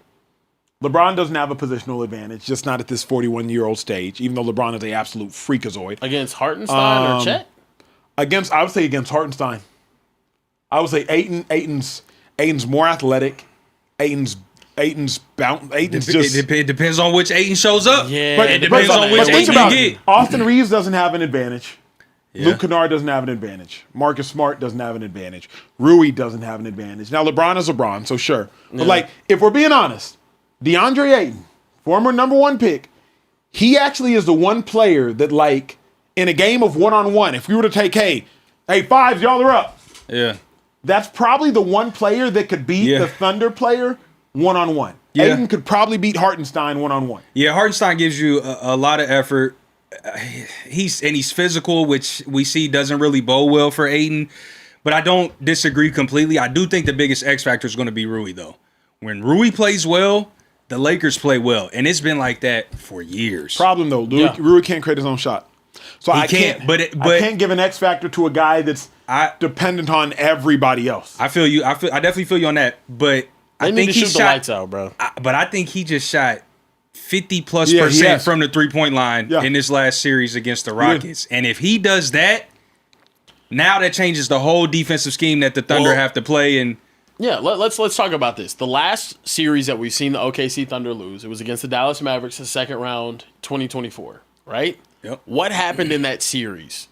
PJ Washington spread the shot floor out of his mind. Yep. Derrick Jones Jr. was hitting tough contested jump shots in the late stages of games. Kyrie was unreal. Yep. Luka just did Luka things. You need your supporting cast to shoot the lights out in order to have a chance to beat the Thunder. Yeah. We saw it with the Pacers last year in the finals. Yep. You have a team full of shooters. If we're having a good shooting night, look, we can end up doing this thing. Yeah. But you need extreme efficiency and a phenomenal shooting ability from your outside, or from your third or fourth or fifth best players. Yeah. And the biggest thing that I think for the Thunder is they're going to have to. The Lakers are going to have to force turnovers, because if you let the Thunder get in their groove, it's over with. When they can set up their offense and they're rolling, but if you can keep them on their heels, force turnovers, get out on the break, which is not necessarily the Lakers' strong suit, but if they can do, they're going to have to do that. JJ is going to have to realize that, hey, we're going to have to keep the Thunder on their heels like the Pacers did last year in the finals for us to have any sort of chance to win this game. It's not the strong suit. The Lakers aren't really built for that, but JJ's going to have to bring it out of his team if he wants to do that. Absolutely. Let's read a couple super chats before we get to the last topic or two of the day. Can definitely do that. Listen, our guy, I am Cold Dog. I think this is the incarcerated jokes around with Carebear guy. Yeah. Send a $50 super chat and said, after listening to Acho and Ray Charles Bear, I almost forgot that the Spurs beat the Thunder 3-1 in the regular season. As you got... Okay, bro. That's I know that's Stevie Wonder. I know. Yeah. I know. Okay. All right. I know Ray Charles at Georgia. There you go. There you go. Okay. As you guys always say, they play the games for a reason. Let the Thunder prove they are worthy of the fanfare y'all are giving them. Cold Dog, thank you, brother. I've been trying to convince these dudes to my right, all of them, all 3 of them, 4 of them. The Thunder are beatable. But it won't be by the Lakers. The Thunder might go 16-0. I'm still saying it. That's they might a go bad take, brother. But we'll see. We'll see. R. Stone said if peak of powers LeBron couldn't take a game from the Steph, KD, Clay Warriors, what makes you think he can get one off the Thunder? Not this series will be belt to ass. If you get it, gets your own. Come on, R. Stone, work with me here, brother. This syntax, come on. You've been speaking English your whole life. I need you to type like it. He said it gets your own switch type of whooping that's about to commence. Yeah, I feel him. Yeah. Dang, we just got a heartbreaking super chat. No. We did? Sugar Mama Shannon just dropped something and admitted she was lying about watching every episode. What'd she say, Trey? She dropped the $20 super chat and said, I've lost my credibility in the Speakeasy, but I'm still locked in.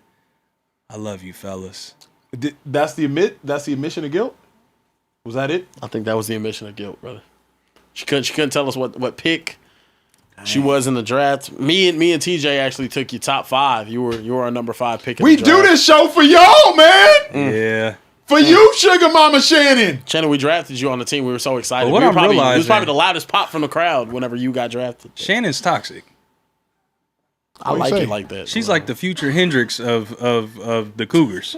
Okay. She's more than a cougar. No, 50's a cougar. No.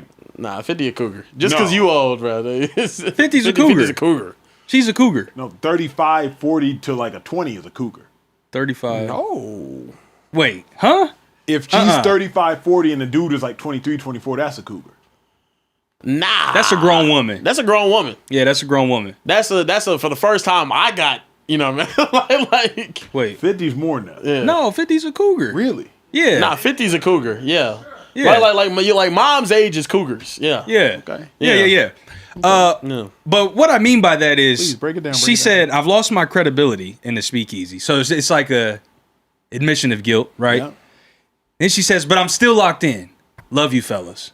And it's like the future. You see every holiday where it's like Thanksgiving, and I just want to give thanks to all the love that you have for did it. Yeah. She's toxic, bro. You got to watch Sugar Mama Shannon. And if she's taught her daughter that, Carebear, beware. Karen, Sugar Mama Shannon did what every man hates a woman does. In the chat, y'all about to be able to relate.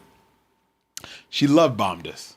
She did. We hadn't heard of Sugar Mama Shannon the first 6 months of the show. Yep. Day 1 of the 7th month, here this woman Shannon Wilson come. Yep, and come what she say? strolling in. Ooh, everybody looks good. I like all these chocolate fellas in here. TJ, you look good. Karen, nice smile. Acho, shady though.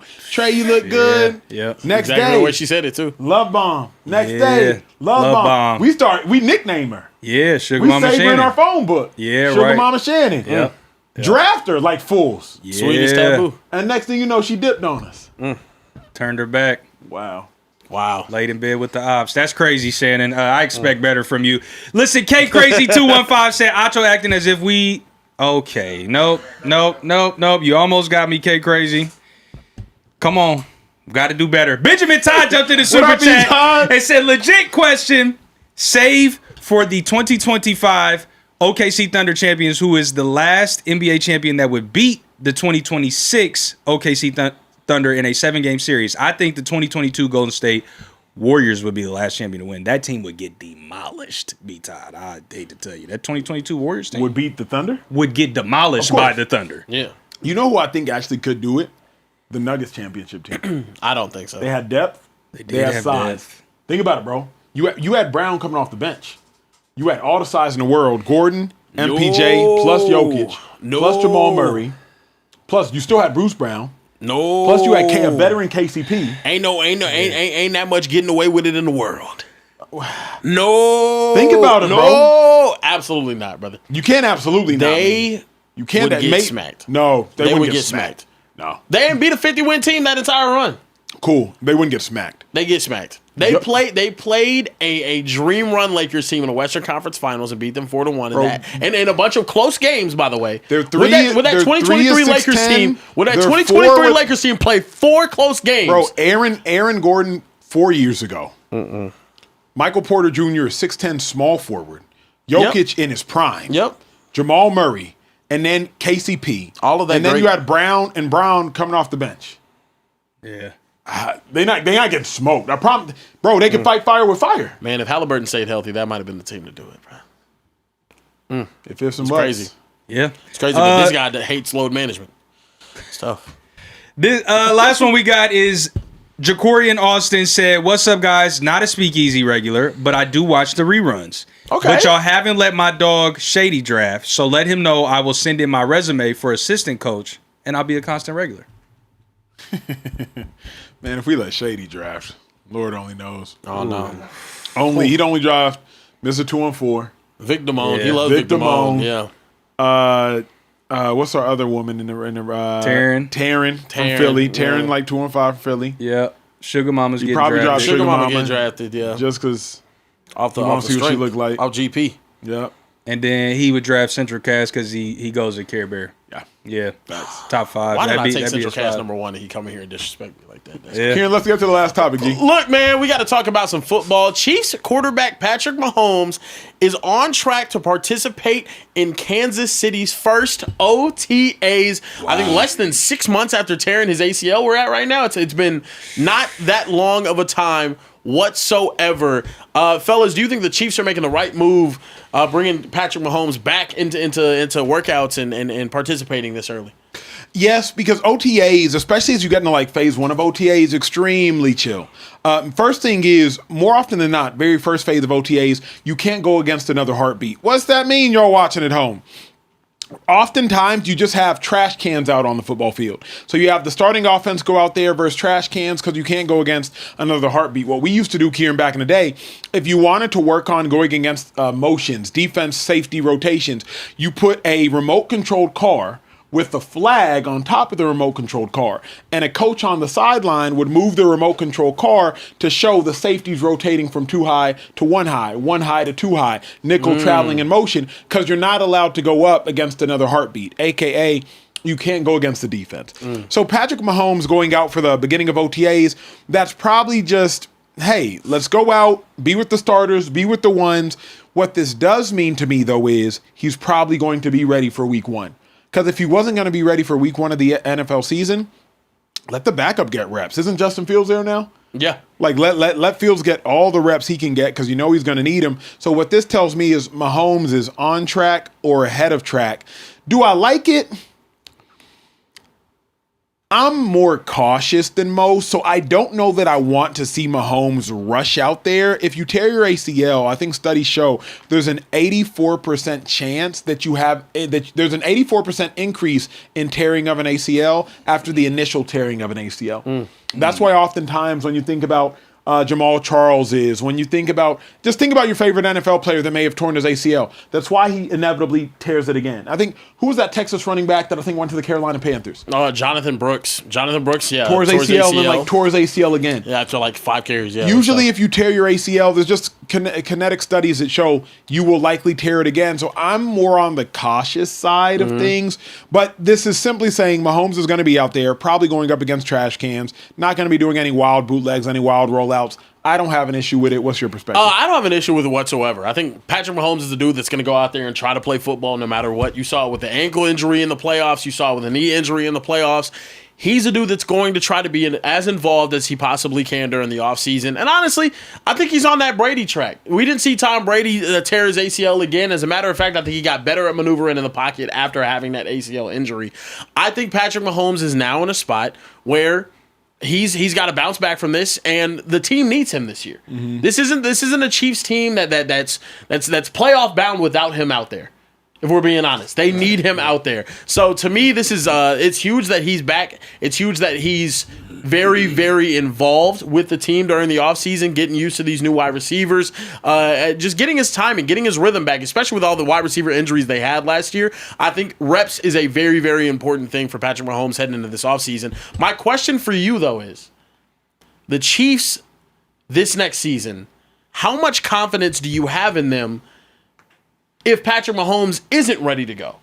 Well, that was my thought. The Chiefs are in a rebuild regardless. I don't think so. Defensively, at minimum. I don't think so. Bro, the defense has carried them the last 3 years. At the point in which you lost Jaylen Watson, you lost Trent McDuffie, you lost another starting DB, your linebackers are getting older. Like, how much longer is, I think, Drew Tranquil and Nick Bolton? Yes. How much longer are you anticipating them playing at a moderate to high level, assuming they're both coming back? Let me check the roster real quick. They got Tranquil and they got Bolton. Bro, I'm just not anticipating this Chiefs defense to be suffocating again. You saw Chris Jones take a step back last year. Now, maybe he just came in out of shape, maybe this, maybe that. But, like, how much longer? And you really think Mansour is going to come in and be a lockdown corner day one? That's just asking a lot. For me, even if Mahomes is there, I think the Chiefs are a 10-9 win team. Remember, even the year the Chiefs went to the Super Bowl, 11 of their games were decided by one possession or less. Mm-hmm. Like, that pendulum easily could have swung. I disagree that it's asking a lot out of Mansour Delane because we've seen it happen time and time again. We saw it with L'Jarius Sneed. They let him walk. We have Trent McDuffie. We're now seeing Trent McDuffie walk. Okay, cool. We're bringing in a Mansour Delane. I think there's no such thing as a rebuild when you have a guy as good as Patrick Mahomes on the team. They ended up missing the playoffs this year because they lost too many one-score games. It was completely flipped from the situation that we saw earlier. They just need to put themselves in a position to make the playoffs, and I guarantee you, when the Chiefs make the playoffs, who do you want more on your team? Do you want a nice roster, or do you want Patrick Mahomes? You want Patrick because Mahomes? right now, I mean, he's shown every single run. Whether it's the Bills have a number one defense in the entire league. Oh, good. We have Patrick Mahomes. The Ravens have a top 5 offense and top 5 defense and the MVP on their team. Okay, cool. We have Patrick Mahomes. All Patrick Mahomes has to do, this is the National Football League. This is not like they're just going to be getting swapped out there week in and week out. The Chiefs are back in the playoffs next year, and they're back in the playoffs because of Patrick Mahomes. Kieran, Watson. Yes. Cook. Yes. McDuffie. Mm-hmm. Chenal. Yep. Mike Dana, Amenahue. Yep. That's 6 contributors on defense. It's Absolutely. only 11 starters, bruh. And so was it good enough last year? That's my point. No. And it's getting worse. Over 50% of your defense is gone. And these are all Super Bowl contributors I named. These aren't just like guys. Yeah. These were all there en route to facing the Philadelphia Eagles in the Super Bowl. And I think majority of them were there en route to winning the Super Bowl the year prior against the San Francisco 49ers. Like, these are players that made big-time plays. Mm-hmm. And you are right. McDuffie ultimately replaced Sneed. Not as a rookie. McDuffie was already playing at a relatively all-pro level before Sneed walked. He was just doing it in the slot. Mm-hmm. But, like, you didn't say, hey, Sneed walk, rookie McDuffie come in and step over. It's like, we knew McDuffie was nice. Yeah. I just think if you're asking, because what are you asking? The Chiefs to average 25 points a game? I think they do that. I think they do that. If you don't have the wide receiver injury and the drop problem that you had last year, they win a lot of games. They win a lot more games. Look at how many one-possession games they played in last season. Here's the Chiefs starting offense, though, G. Yes. It's nasty. Tyquan Thornton. Yes. Xavier Worthy. Yes. Rasheed Rice. Yes. Travis Kelce. Patrick Mahomes, Kenneth Walker. Mm-hmm. That's not a Love That's not a 30 points per game offense. It's not a 27 points per game offense. What would you say about the last team that they had to win a Super Bowl? Would you say that him going out there with Sky Moore and Damian Williams was a 30 points per game offense? Was it 25 points per game but offense? I'd say this. That Chiefs team held the Baltimore Ravens to 14 points. Yeah. Sure. Defense was so. Correct. This Chiefs defense, in my mind, is not holding the Baltimore Ravens to 14 points. This Chiefs defense didn't hold. Bruh, let's put it like this. It's simple. Where's this Chiefs defense rank in the AFC? Texans are better. Patriots are better. Yes. Broncos are better. Yes. Ravens are for sure going to be better. Ravens are going to be better. Yes. Ravens are going to be better. Yes. I don't like the Browns' defense because their offense is so bad. It's just too hard to rate them. I would say the Browns' defense should be better than this. It should be. Yeah. So, like, and I haven't gotten to the Chargers yet. Yeah. So, like, I would say a lot of these teams had better defenses than what Patrick Mahomes has taken to AFC championships. Ooh, not the last couple of years. You know better than that. The last couple of years, you know better than they've had elite defenses Elite on that defenses. side. I don't. My thing is though, a rebuild is needed. Patrick Mahomes is not playing I'm sorry, he's not going to go out there and play at a 7-10 level. This team's not going 7-10 next year. Let me pitch something crazy to y'all. Knowing that Patrick Mahomes has this ACL injury, right? Yes. Knowing, would we all agree that they are relatively far from being serious contenders for a Super Bowl? I believe they are. I can't say that.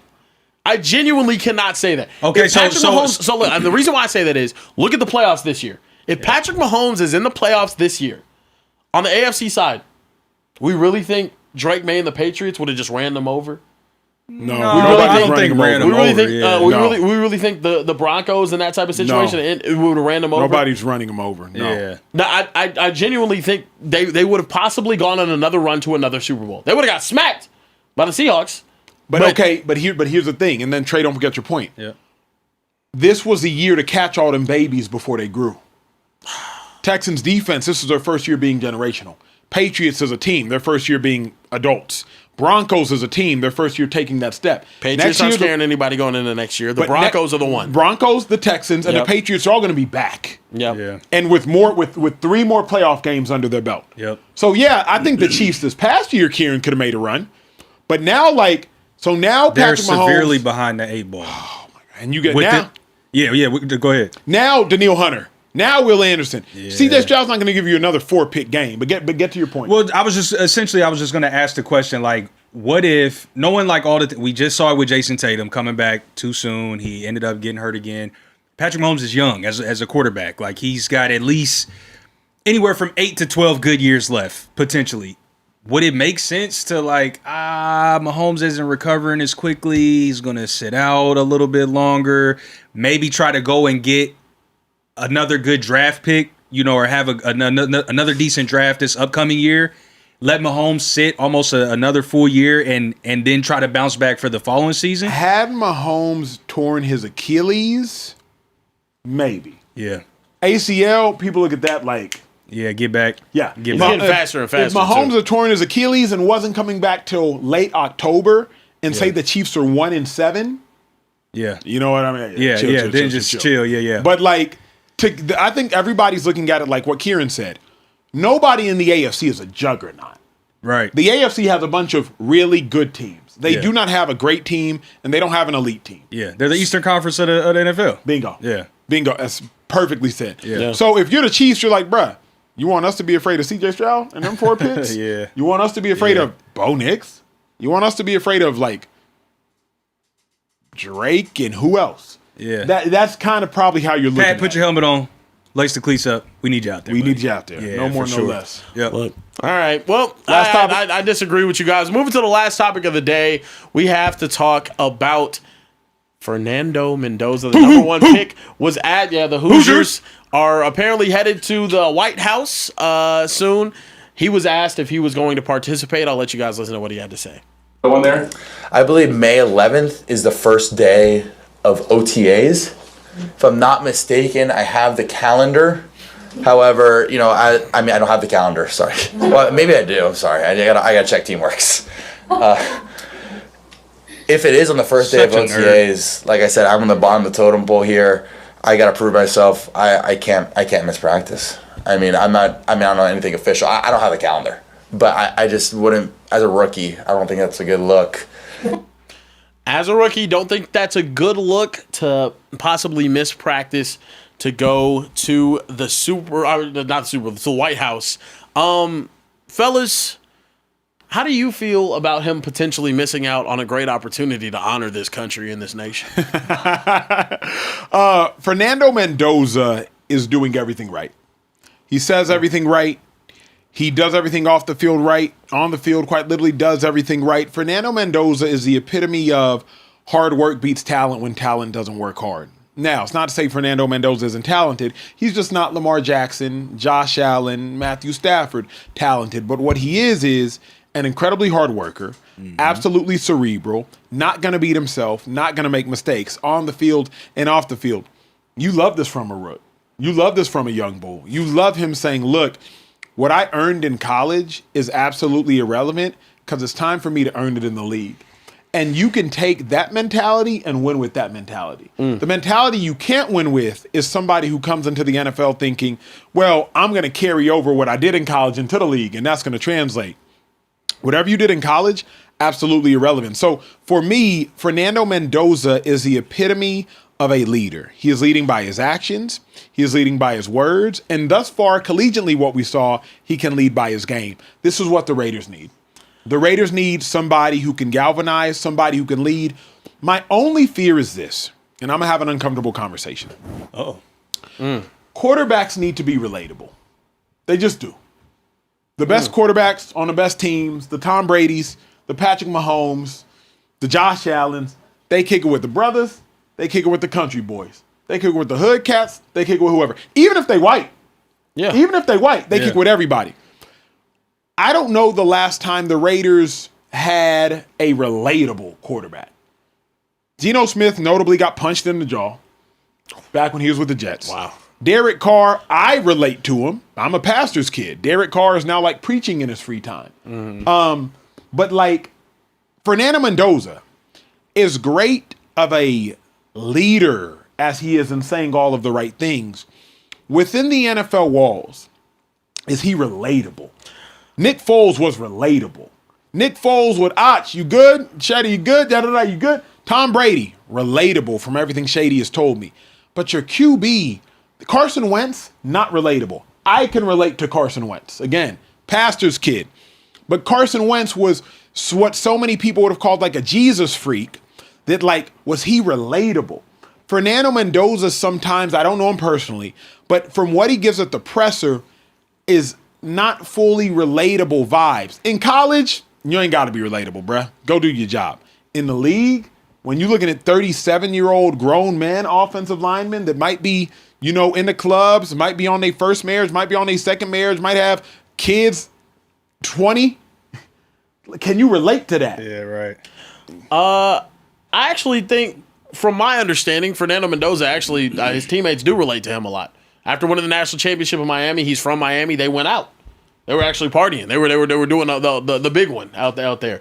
It's not saying that you can't go out there and party and still be a cornball, but also at the same time, like the dude is somewhat relatable. I think Geno Smith's also very relatable, getting punched in the face. Fighting, I would say some of the more relatable quarterbacks you would say. Vince Young, Cam Newton, all got in fights with their teammates and whatnot. Well, he got punched in the face. He didn't get in a fight. Oh, I mean, still. He stood his homeboy up. Nigerian homeboy, mind you. Oh, he stood his you just wanted to. Here we go. He stood his homeboy. Here we go. This is. I think Fernando Mendoza will be relatable. Though. I think it's directly tied to the amount of work that he's putting into the building. He's going to be leaning more on the side of the coaches than he is on the side of the players. In my honest opinion, I think he seems like a front of the class type of kid. Is going to go out there. That's not relatable. That can be relatable though. You're a front of the class type of kid. Yeah, a lot of people can't relate to me. Yeah, that's you know very true. I mean? Yeah, like, I can relate to it. Yeah. I like nerds. I like reading books. I like writing books. Yeah. But like a lot of cats can't relate to that. That's a fair point. But you know what? Why I think there's a bit of a saving grace for Fernando is he's not a tryhard. Yeah. As much of a nerd and like there's a difference between front of the class and teacher's pet. He gives me a front of the class vibes for sure. He's got his pen, his pencil, his paper, his pad, his computer. He's ready to learn. He's got his glasses. Everything's good to go. But he's not like, oh, hey, Mr. Acho, I brought you an apple today, and how are your kids doing? And I hope your wife's doing well. You know, I saw her at church. Like, he doesn't give me that kind of vibe. So I think at minimum, like, you might be like, yeah, you know, Fernando, he is what he is. But also, like, yeah, let's rally behind him.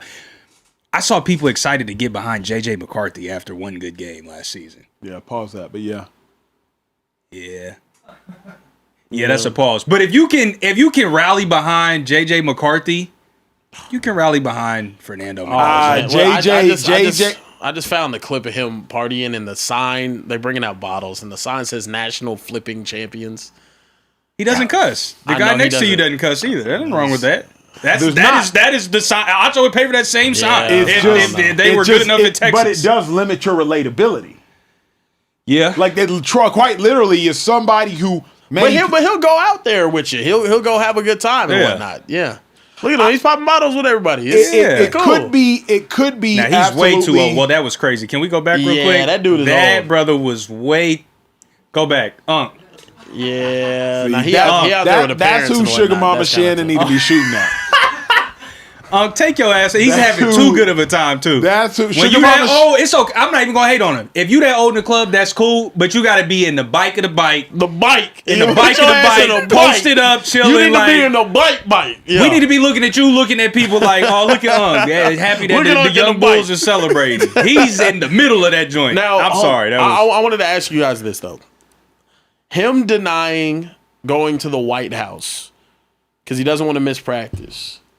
It is, in this country, somewhat of an honor to win a national championship, go to the White House. Mm-hmm. Win a championship of any kind, go to the White House. If it was you in that position, first pick of the draft, would you want to go take that last trip with your friends to be nationally recognized by the President of the United States? I'm going. Reason I'm going is wonderful news. If you go, and this isn't about who's in office, by the way. It's all about who's in office. How can it not be? How can it not be about who's in office? That's all that matters here. Emmanuel Acho, one of my greatest supporters. Voted for me 3 times. All 3, yes.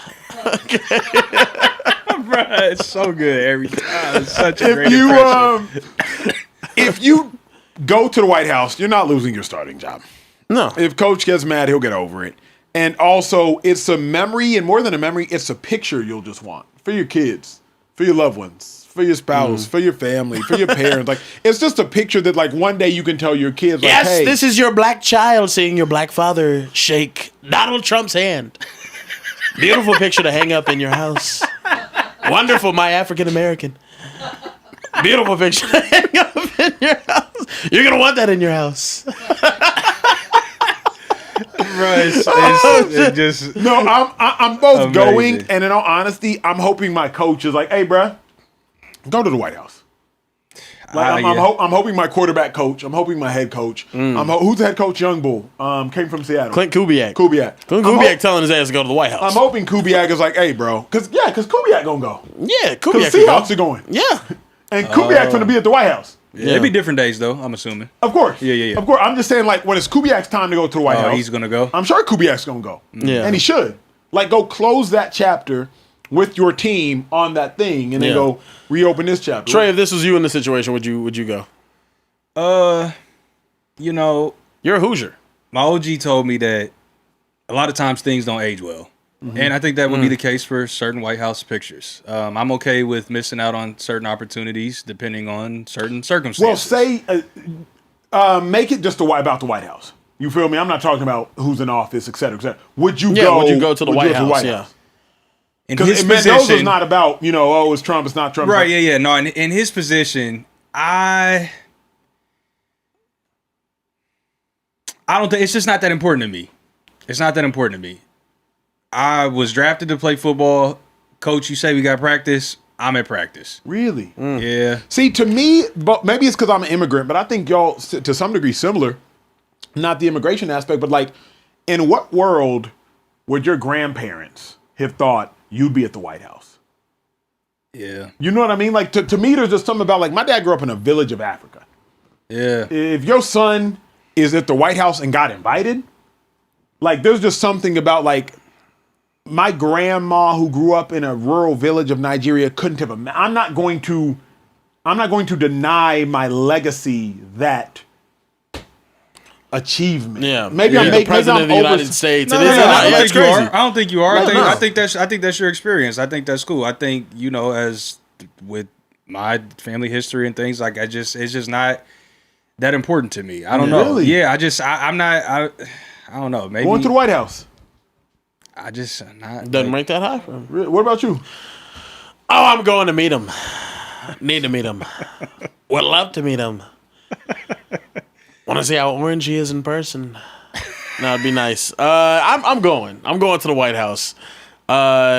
Just because you're missing practice. Well, of course you're going to skip out on physical exercise Oh. to go to the White House and eat a Big Mac. I mean, why wouldn't you? I mean, if you're serving Big Macs, I'm definitely You're definitely there. though, We too. know. If the Big Macs are promised, I might be there. No, but I think it is somewhat of a cool thing though. Regardless of whoever's in office, it's a cool thing to go be nationally recognized by your country. Football is a sport that is claimed to be international, but it's really a national thing, right? And if I went and represented Team USA on a national scale at the Olympics, right, or on a world scale at the Olympics, then I come back and be recognized by the president. That'd be cool. It's like, okay, we won something with like the red, white, and blue on my chest. That's dope. I represented the country in which I'm from. I think it'd be a cool opportunity to go be nationally recognized in front of the world by the now president. that makes of the more United sense States. to me. You know what I mean? That makes more sense. Yeah. As an Olympian, those are you know. But that's the highest that you can accomplish in the sport. Synonymous, That's innately American. Mm-hmm. Like I'm not expressing patriotism as a starting quarterback at Indiana University. Like when you're an Olympian, you are there to represent America on a global scale. So we go, we win, we accomplish things, we come back. The president. Now I'm going. See, you say that, but before every big college football game, you know what you have? Pledge of Allegiance. Mm-hmm. Oh, say, can Star-Spangled you Banner. see? Yeah. And then right as they're doing, and the home of the brave fly over. Yeah, we got B-52s flying over. We got F-16s, F-22 Raptors. I'm really into planes, but yeah, like a bunch of different military aircraft flying over. Anywhere you can sit down, we know you college enjoy football is propaganda for. I thought that was just your vending machine push. No. Okay, F-22. He said B-52. King size Snickers. That'd have been On F-22. I don't even like chocolate like that, bro. Y'all disrespecting me. B-2 bomber. No, look, hold on. I will say this though too.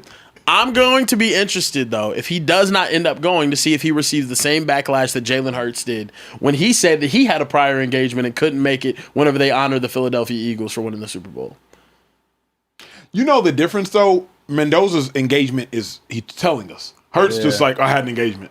Yeah. You know what I mean? Yeah. Like It's a little Mendoza's more like I'm in suspect. practice. He's saying I haven't gotten the calendar yet. And whatnot, Hurts but is just like, oh yeah, had a engagement. Trey, get some super chats before we get out. Also, y'all still rocking with us. Hit the subscribe button if you haven't hit it yet. We do the show for y'all. We're in studio literally right now, not in our houses, in studio at 10 o'clock at night Pacific time. Shout out to y'all staying up late with us, Central Time and on the East Coast. Hit the subscribe button, please. We live off of that subscribe button. The show gets rated off of that subscribe button. If you're listening to the pod, leave a review positively. Hit the bell button after you hit the subscribe button. Don't want to miss when we drop a video. Don't want to miss when we drop any sort of content or if we change a live time. So it's always love. Trey's going to read some super chats, getting out the show. Turning red. Look at him.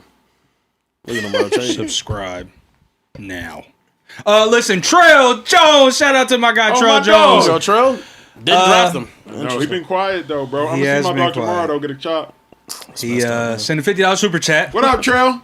And we know what he's talking about. The Titans. His beloved Titans. Did the Titans do enough this offseason, especially in the wide receiver room, for a winning offseason or for a winning season this year? Winning season? But the offense is going to probably be a top 12 offense in ball. Between Brian Daboll's offensive mind, between Carnell Tate, between Cam Ward, I think there'll be a top 12 offense. I think I do like Brian Daboll a lot. They're going to air it out. Yes, that's my point. They will air it out. The hell out that Will pill. that be successful? Who knows? That is a big question. Who knows? Cam Ward's second year plus Brian Daboll plus, Calvin Ridley plus Carnell Tate. Is Cam Ward the least talked about first overall pick going into year 2 that we've ever seen? At quarterback, probably. Yeah. It's like, I feel like nobody talks about him. At quarterback, for sure. Yeah. But like Fernando bro, will and the other probably thing is, take that crown though. man, I Salah. don't know. Salah is making Fernando got a some better noise, situation. bro. We're sleep on what the Titans did. Now the Titans have put us to sleep, but we're Yeah. sleep on what the Titans Yeah. did. Pause. That's okay. You can't pause an entity. I'm not letting nobody put me to sleep. Not gonna lie. The Titans. I don't know what you got going on in your household. You literally let a rack of ribs put you to sleep. Like, what are we talking about, bro? That's not a person or an organization. You said I'm not letting anything put me to Actually, sleep. no, I'm not gonna lie.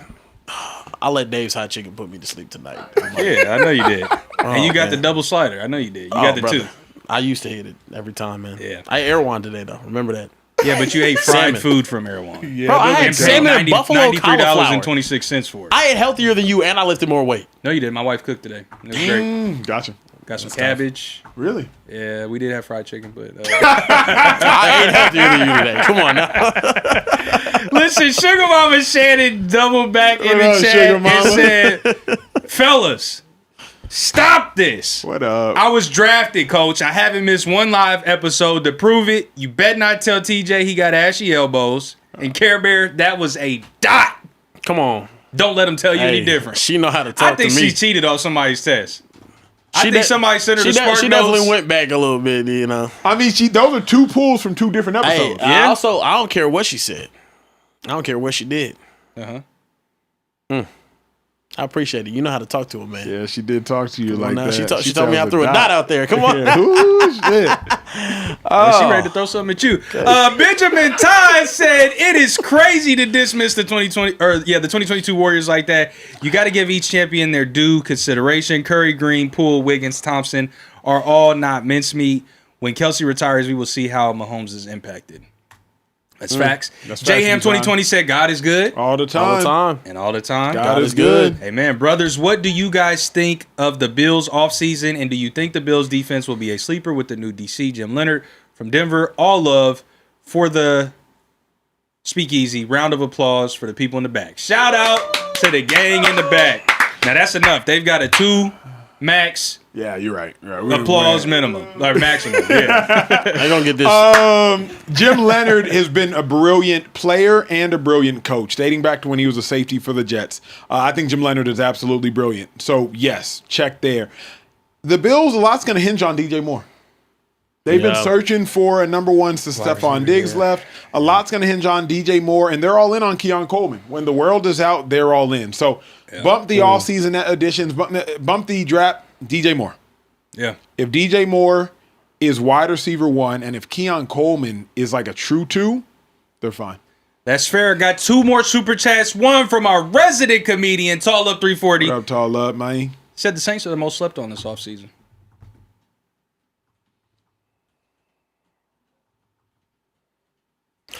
I don't hate what they've done. Yeah. I think it didn't just have a lucky I think first year. with Kellen Moore's offense, him and Jordan Tyson Yeah, and him Chris Tyson. Olave complement each other Yeah. so well. Yeah. And with Tyler Shuck, who nobody's talking about as well. No, nobody talks about the quarterbacks from this past year's class. Like nobody. But dude, he had an amazing into the season. Shador. I mean, everyone Was talks about Kellen Shador. Moore in Dallas when they had Amari Cooper? Yes. And CD. Okay. Oh no, and and CD. Yes. So he knows how to use 2. Yes. Yeah, and what he did in Philly. Yep. Yeah. Last one I got, it's only right we go out with our weird cousin Central Cast super chat. Oh, man. Said, hot take, Mahomes won't be the same. He was already on a decline with the defense bailing him out. He has an ACL injury. Do you honestly think he'll be mobile like he was before? And Kieran, Pat is human. Yes. I don't think his mobility is going to be limited in any way off of one ACL tear. If we were talking about an Achilles or something, then sure, but the recovery for the ACL injury is just like it's been quick, and it's not really inhibiting people as badly unless you have like a full knee situation. He tore his ACL. It wasn't like your LCL, meniscus, LCL, like everything wasn't torn in there. He tore his ACL. It's a tough injury, but also at the same time, he's going to be back. He's going to be solid. I also just think, guys, I've seen it too many times. The dude knows how to show up when the game matters. Pat, bro. It's Patrick Mahomes. Like, and the funniest thing is, like, now people are like throwing him like it's weird to see a dude that won 3 Super Bowls before 30 now being like, oh, he got lucky. Yeah. Brother, he won 3 Super Bowls before 30, had a better front half of his career than Tom Brady. Yes, we should be comparing him to that type of player. It's the exact same thing that both of them had to start their career. He's unbelievable. Yeah. Like it. Man. That's all I got in the super chats. Do your thing, G. Look, man, we appreciate you. We do. Carebear, you made it through your first show, Carebear. Sitting down. Man, it feels great. Honestly, I might prefer standing up. I feel I feel sunk in right now. You know what I mean? It's cool. It's cool. I did enjoy it though. I did enjoy it. But look, It was a nice break. ladies and gentlemen, we appreciate you guys watching. Chair's We go not big live every single weekday, and also. Well, not on Fridays. Actually, Sunday through Thursday. Sunday through Thursday, we're live. We go live at 11:15 p.m. Eastern, 10:15 p.m. Central, and 8:15 p.m. Pacific time. Here in the Speakeasy, we do not respect Mountain Time. Never have. And while you're at it, go ahead and hit the like button and the subscribe button to be notified when we go live, because sometimes that time switches up. Because, you never know what's going to happen. I might be sitting in the chair. Acho might be having to go to church. He might dye his hair pink or something. We never know what's up with this dude. He's weird. But we appreciate you guys stopping by. For Kieran, for Emmanuel Acho, Social Trey, everyone in the back, make some noise in the back. Shout out to the gang in the back. We'll see you guys next time. Right back in the Speakeasy. Okay. We love it.